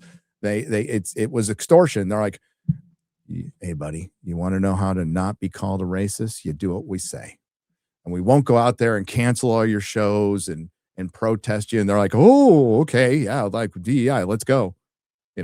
And listen, there's also the people who drank the Kool-Aid there and absolutely believe it. So I don't want to absolve them of responsibility. But that's how it goes down. That's how it goes down, and it fragments. And ultimately, though, I think the good thing out of it is it won't be centralized, and we'll get entertainment from other places. And that's what, Disbrew talks about it all the time, and he's not wrong. Eastern entertainment has never been as popular in America as it is now. And it's just going to get more popular because they're just making normal fucking stories for the most part. Yeah.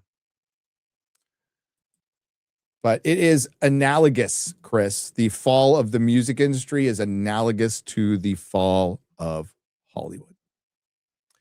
Chris is what Oppenheimer 1980 TV series, not Odyssey. Chris, it was the Oppenheimer 1980 TV series, not Odyssey. When did we talk about that? I can't remember. There is the 90s, Odyssey. Yeah. I found it. It's on YouTube. There's an Oppenheimer TV series from the 80s. I'm going to look it up. I'm sure there is. I'll look it up. You bitch about film, but buy a ticket a year in advance? Yes. Yes. So that gives me more of a right to bitch about the film because I've already bought a ticket.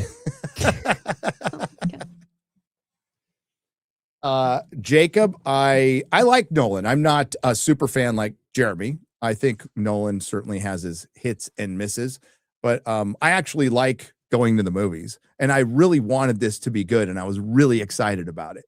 That's why I bought a ticket. And now I'm hearing about the casting, and I'm a lot less excited. And I mean, it's part of my job. And I would do this anyway.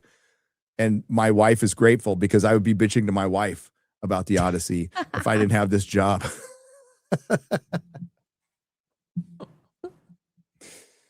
And Jacob, like, you're not the first person to tell me this. These were some of my first comments 8 years ago. So, yes, people bitch about things before they come out. They judge books by their cover and they judge trailers by their content within the trailer because that is what a trailer is for. There is an Oppenheimer 1980 TV series from the BBC. I found it. Chris, there is from the BBC. Okay. BBC. So yeah, I saw. Yeah. Dr. Brian Robinson for, wow, there's a doctor here, guys. Fuck. This is not a very respectable place. But Chris Nolan is trying so hard to be Stanley Kubrick. Well, he can't because Chris Nolan has had misses. And Interstellar is not as good as 2001. By the way, I think one of the problems with Tenet, in addition to being unnecessarily confusing, is the lead actor, John David Washington, is bad. He is not good in that role. Yeah, he isn't great. Yeah. That I've seen him in other things, and it's like there's something he's lacking. Well, when Robert Pattinson comes on screen with him, and just fucking it, he's not in the same league. It should have been reversed. Yeah. He should have been the lead, Pattinson. My name is also Jake, and fuck that other guy. Says super stuff. Here he is again. I want LA and film to be better, and if everyone leaves, it never will.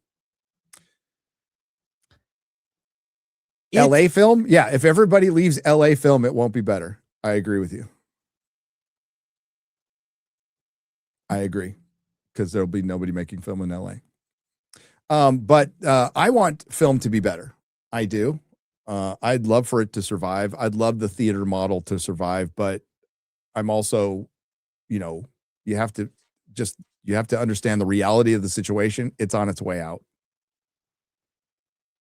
It's on its way out as a prominent medium, or there'll still be theaters, but 10 years from now, Chris, are there multiplexes with multiple theaters?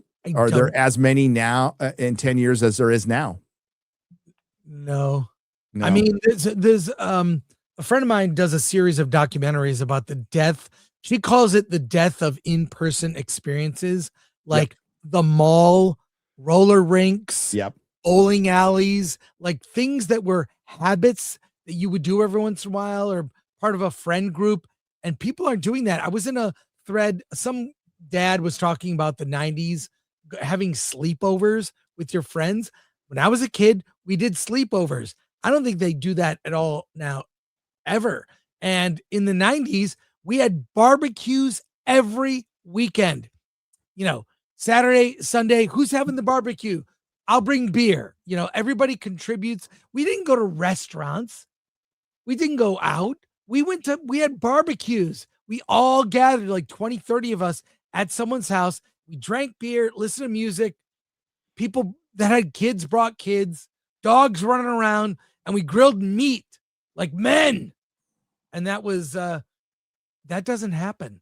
Do you have barbecues, Gary? Like a barbecue where a bunch of people? I have a barbecue, and we like maybe 4 or 5 times, but it used to be, if Jay's still in the chat, he'll remember, we had a little hibachi that was like this big, right? And we'd have people over cooking our meat on a hibachi this fucking big. That's all you need. Because we were poor, and it was great. It was so much fun. That's those parties. Anyways. Yeah, there'll still be film, there'll still be TV series, but it's delivery method is going to be what it is now. That's why they went all in the streaming. But the problem is it's going to contribute to contracting Hollywood. It will be decentralized, and a lot of these studios will just start licensing shit. That's pretty much it. And we're already at the point where there are only 4 prominent streaming services. There's a bunch of other ones, but you can't tell me Peacock is profitable. Paramount Plus, which actually has hits, that chart isn't profitable. So, what it's going to go to is commercial TV. They are going to start. There will be a point where they force ads, where the ad free, it'll be like $50 a month to have ad free on Netflix. Like, that's going to happen. Ask your MCU source when the Doomsday trailer drops. Well, I did. And we thought it was, he thought it was going to be it was like last year. He thought it was going to drop for, I forgot what movie. Oh, Avatar. Yeah. He thought it was going to drop during Avatar and it didn't. So, I don't know. But the trailer he told me about is the one they showed at CinemaCon. So wait, your source told you same as yours. No, but wait. So that was the trailer he was describing. Yes. I saw it twice at CinemaCon, and I don't know why they have not released it. I have a theory. It's because the movie has changed so much that they don't want to. I mean, they're reshooting right now. Yeah, I'll bet that version of the trailer, I'll bet there's a lot of stuff that's in it that's not in the movie. Unfortunately, that source doesn't work with the company anymore. It's part of the But I will say the that layoffs. Marvel is going to have a huge presence at San Diego Comic-Con and a Saturday. Gary, are we going? Because I don't have a hotel, and I know I have a press pass. I pitched a panel. Did the press passes become available? I might have missed it. They're available. They're available right now. Go get it. Yeah, go. Yeah, I'll get it later. But I did pitch them a couple panels. Hope, fingers crossed, I get one panel at Comic-Con. Yeah, that'd be awesome. So I could be your backup. Thanks, bro. Are you guys going to see Gina fight this weekend in LA?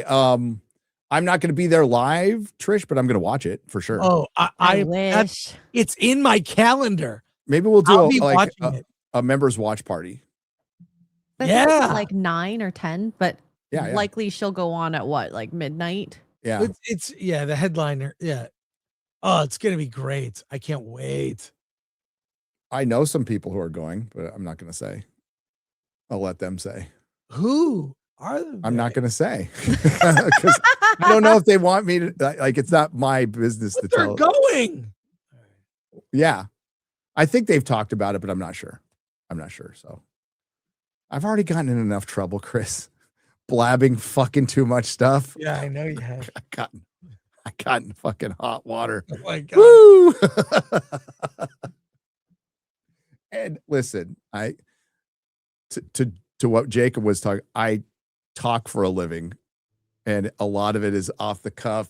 A lot of it is stream of consciousness, and stuff comes out, that shouldn't. Sorry.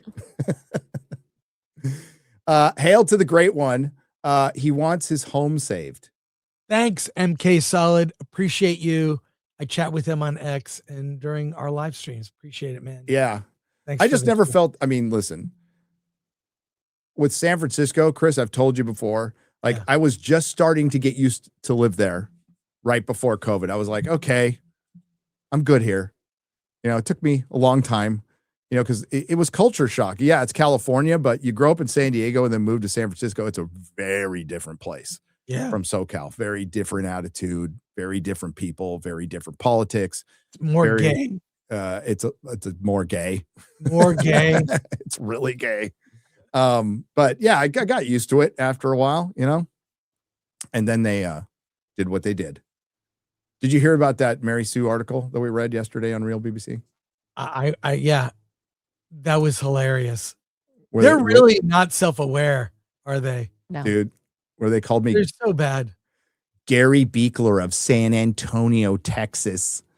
It's like, oh, fuck off. That's trying to be intimidating.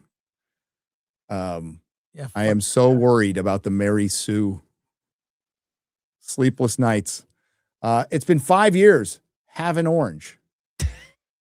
What? I have not had an I have not had an orange. I have not eaten an orange in over 30 years. I love oranges. One of my favorite fruits. I always have them at my place. I'll tell you what, I don't give a fuck what the oranges are for. I won't touch them. Okay. And I told the story on FNT. They remind me of prison because they hand them out in jails. That's the one thing, like every lunch, every meal you get this little bag lunch. That's like a bologna sandwich and then an orange. And it's just one of those things that kind of triggers the PTSD a little bit. Association. Robert Eggers directing the Odyssey instead of Chris Nolan. What about Mel Gibson? He too would have had the Greek speak their native language too. Thank you. I don't know. I knew what he was trying to say, but yeah. Eggers. Yeah. Yes. He's a stickler for historical accuracy. That's why go watch The Witch. You can understand what they're saying, but they speak in old English of that era. Same thing with Nosferatu. And it's well cast too. Like accurate, doesn't pull you out. It doesn't pull you out. Odyssey will probably do that. I'm really disappointed. Really disappointed. Who did I? Yes. So that's the one. Jimp said, "What about the babies on the rock singing in the Odyssey and killing sailors?" Oh, I'm sorry, I missed that. So what about the babies on the rocks singing in the Odyssey and kill sailors? The babies on the. I feel like that would be a siren, wouldn't it? The sirens? Babies on the rocks. Is that a drink? I'll have a babies on the rocks. Babes. Oh, babes on the sirens. Okay, it's babes on the rocks. Babes. Okay, I'm so sorry. Oh my God. X-ray girl. Oh no, it says babies. But he meant babes. Okay, the sirens. Yeah, maybe the sirens. Maybe the sirens will be dudes. I have no fucking idea at this point. I'm so sorry. So good. Yeah, that sorry makes about way that. more sense. Sorry about that, Jim. So, Matthew Hammond for $2 says best show on YouTube is Nooners with Chris Gore. Hell yeah. Hell yeah. Thanks. Man. Elliot Page will make a great Medusa. Yep. Oh my God. No, because Medusa is still supposed to be hot, right? A little bit. There should be a hot woman under that makeup. I'm just saying.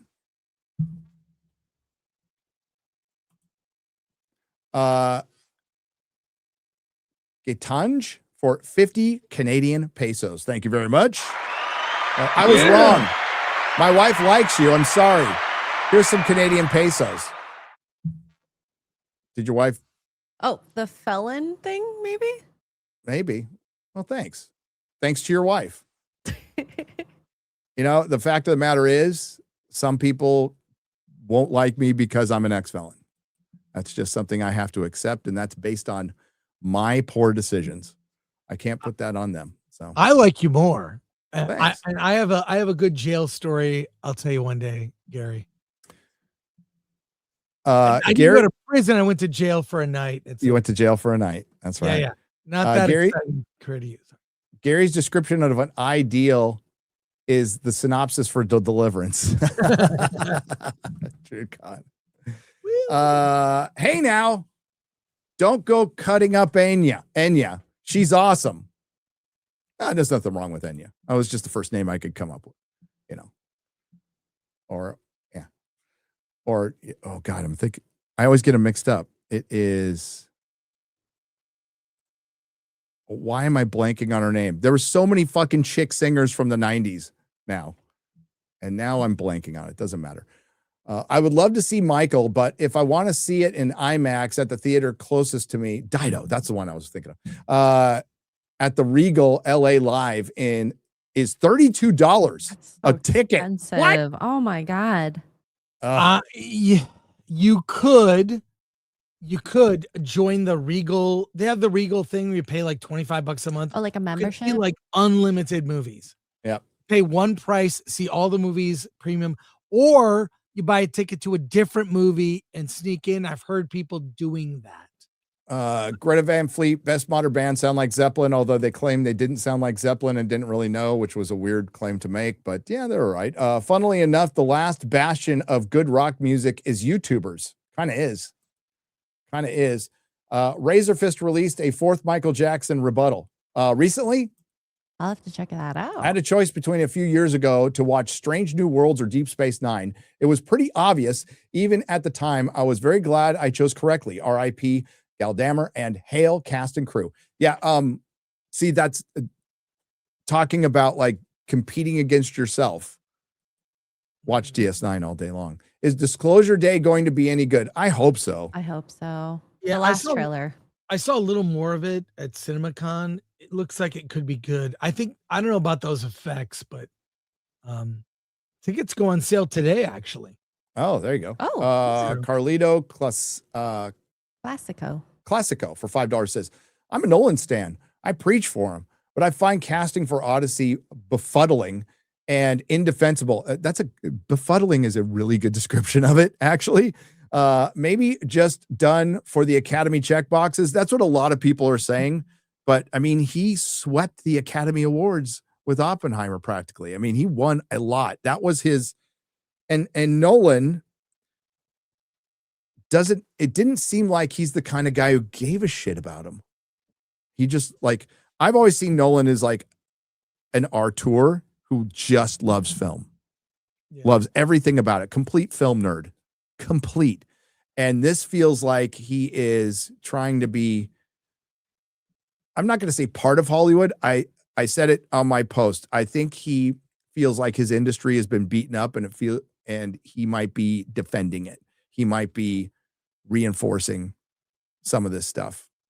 We don't know his politics, but we're starting to know now. And I liked it when we didn't know. I like it when we don't know a lot about the artist. Agreed. David Smith for 20 British pounds, proper money. I think Mandagoo will make less than you think. The comparison isn't with the episodes of Star Wars, but the 2008 Clone Wars. This is a feature-length TV. I think Mandagoo will be lucky to make 200 million worldwide. Well, I mean, I did make the connection between Rod of the Hutt. Rod of the Hutt is in the Clone Wars movie, and it's in Mandagoo. I heard there is no real orchestra or soundtrack for the Nolan movie.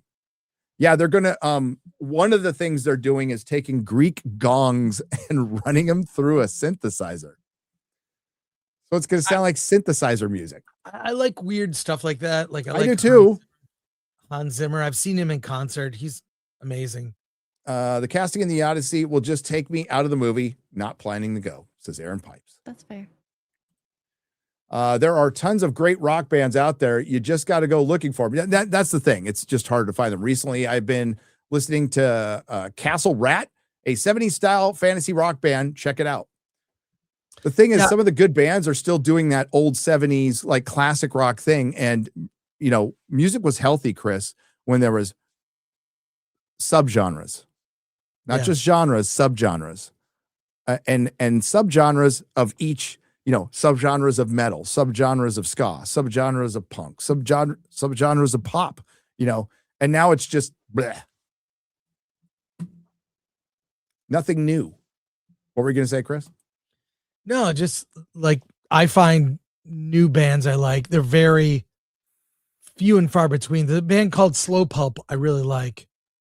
You can find their videos on YouTube, but there is new rock. It's just few and far between. And that idea of a rock star, them being like big, exalted, like that died after the heyday in the 90s.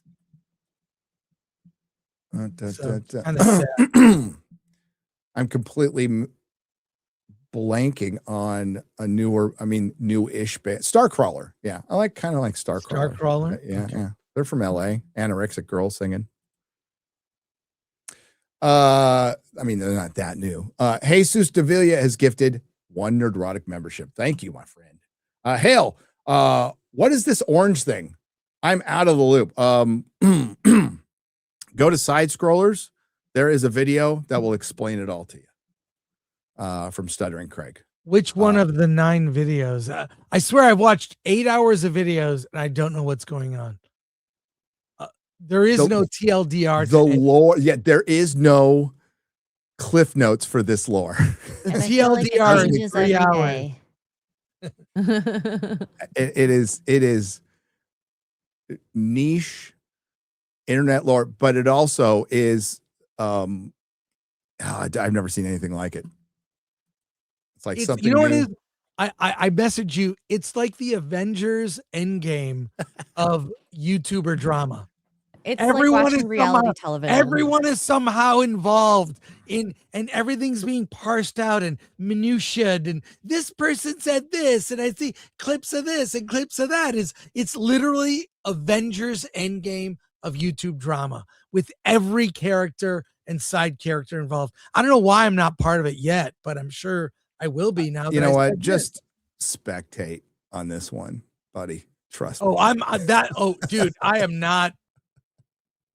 I'm staying. You know what I like to do? I like to stay in my lane. I'm good at a niche of this thing. Yeah. And I know what my niche is. I look to others for their niches, what they're good at. I feel like we all have different superpowers. As I was reminded by both Ryan and Jeremy, I am horrible at explaining drama because I hate it. Like I hate it too. I fucking hate it.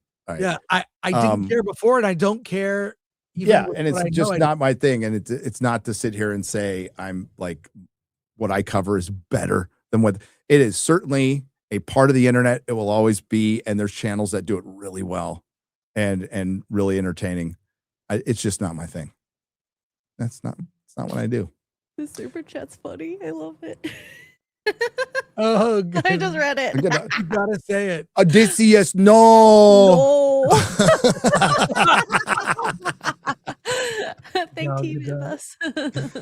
Oh boy, aren't you glad you don't eat oranges? I bitch, but I love movies and I escape with comic book movies. That's awesome. Thanks, Jake. Yeah, it's all good. Like, listen, I would be much happier if things were mostly good. I'd be much happier. Like when I really am in, like with A Night of the Seven Kingdoms, we dedicated 20 plus hours of streaming to that show for a half-hour episode, and each stream was averaging 3 hours, and I fucking loved every minute of it. You know, and I love what I do, but when it comes to things being good or bad, it doesn't make a difference to me. It doesn't make a difference monetarily at all.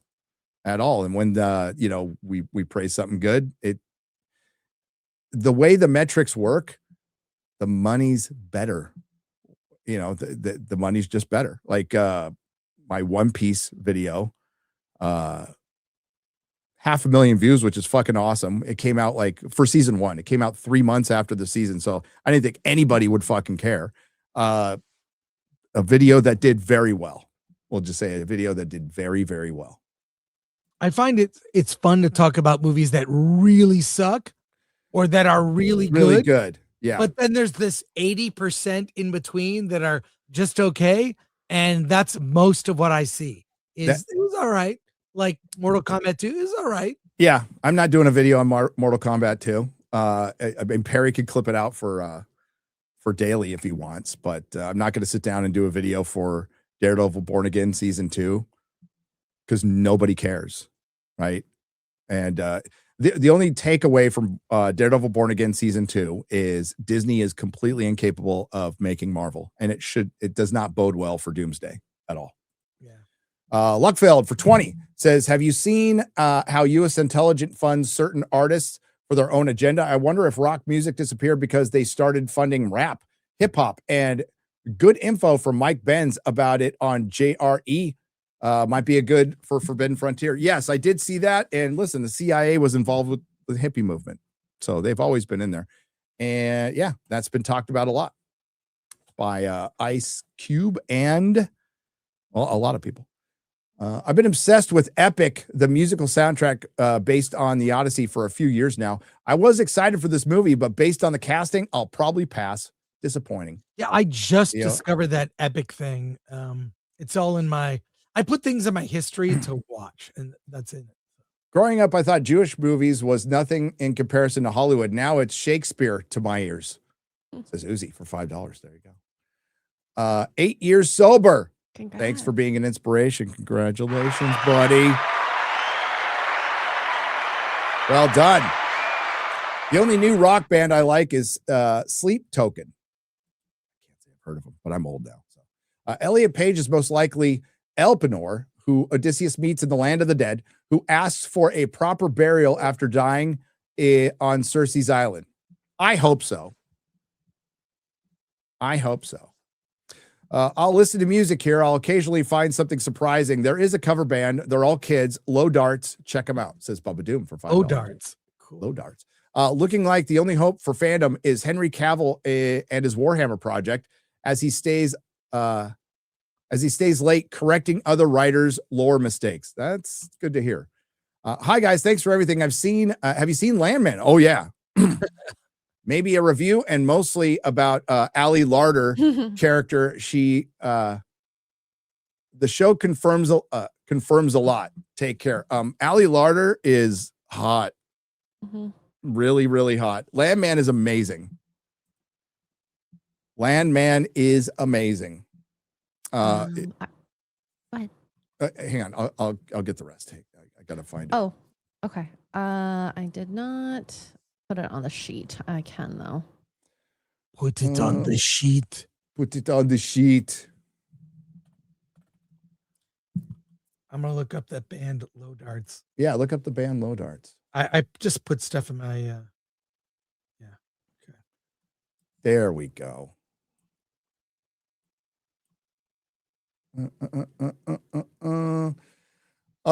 Gorgo MSE for $10 says thoughts on how and if a new version of the Twilight Zone would or could happen.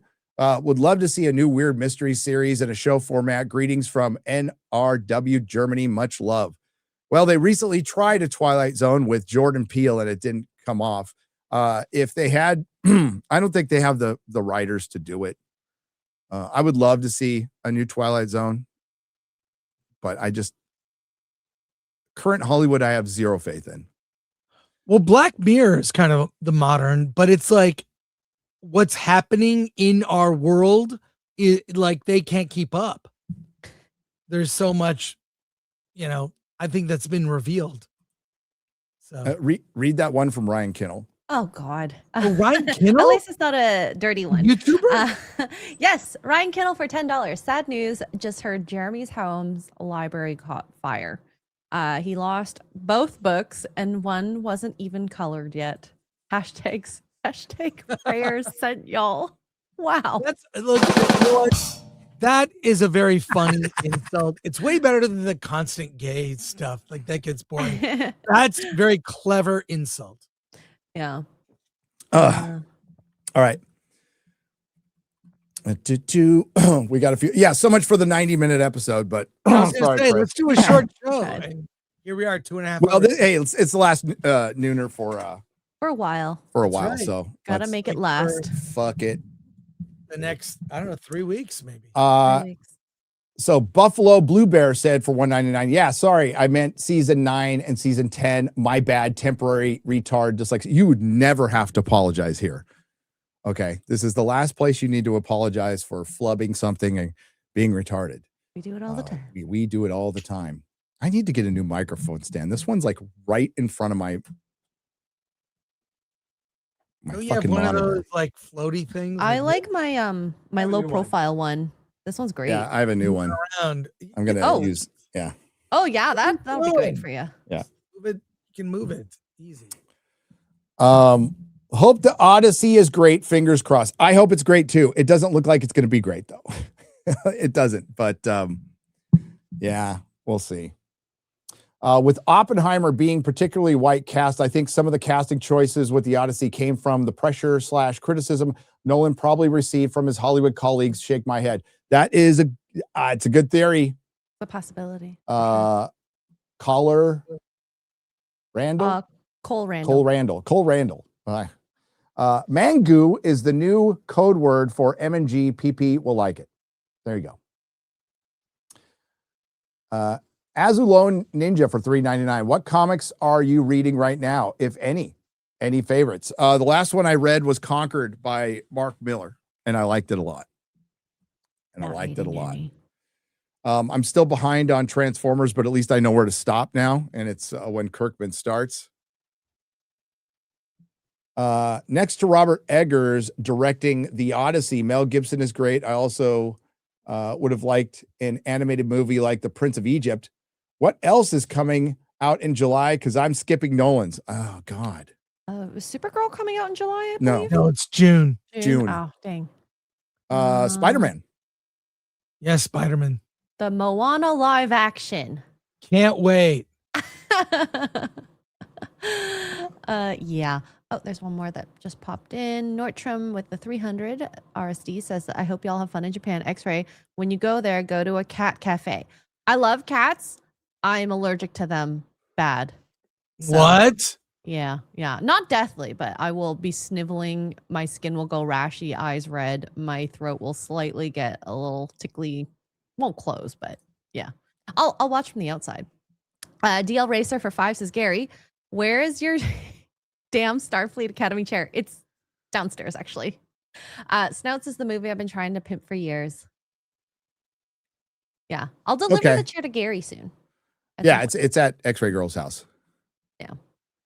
It's at X-Ray Girl's house. Isn't there another round of those auction items? Yeah. Yes. It's been weekly, and I actually I need to buy some shelves, so I think I might actually do some. There is one thing that I thought you might want to see. This is cool. There is a Starfleet Academy mess hall tray. Looks pretty cool. 130. I know, and it's probably gonna go for like $300-$400, I think. But I want these shelves. Essentially, I need them for storage. Well, can't you buy them somewhere cheaper? Well, they're $150 at Costco, so they're cheaper right now on here. So, and I need chairs for $10 per chair is not bad. So yeah. All right. And then we have is Chrissy done on FNT? That's not anything I'm going to talk about here with Chris and stuff. So, well, I've talked to Chrissy though.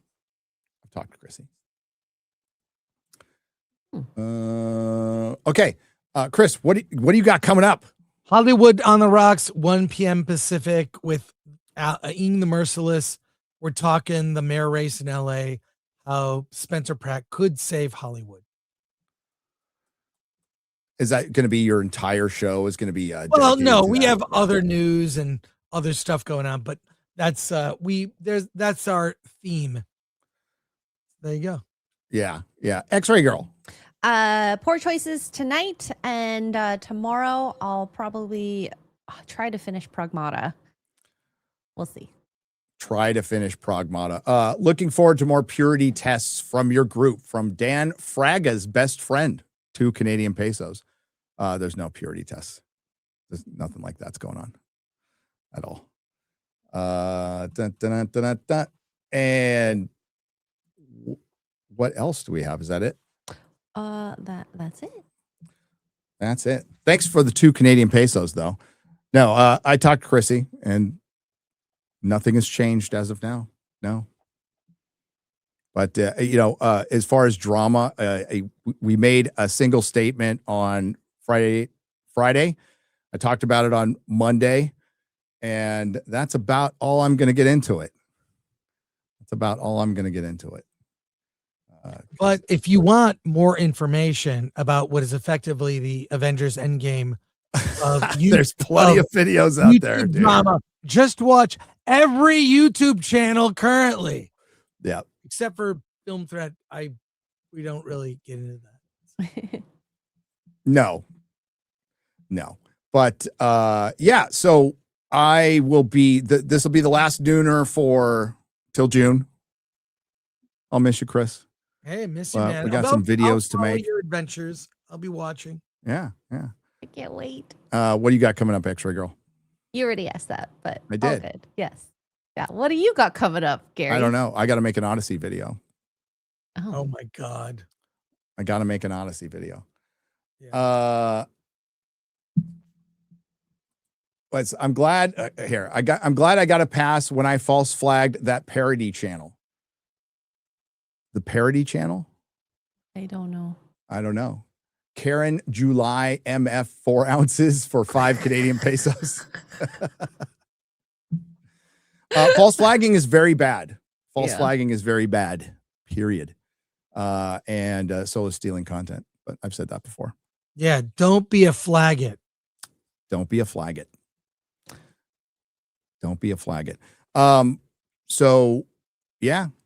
Odyssey video, Friday Night Tights with Oh my gosh. Brain blanking. Unsubscribed. Oh my God. Wait. Eli. Eli. Sorry. I was thinking Eric for some reason. My Eli bad. is going to be on. Eli. Eli is going to be very on. Fun. Yeah, it'll be cool. And everybody, thanks to the Nerdrotics, thanks to everyone who left a super chat donation. You help keep the lights on, and we will see you next time. Go over and watch Hollywood on the Rocks. Bye, everyone. Later. Nice.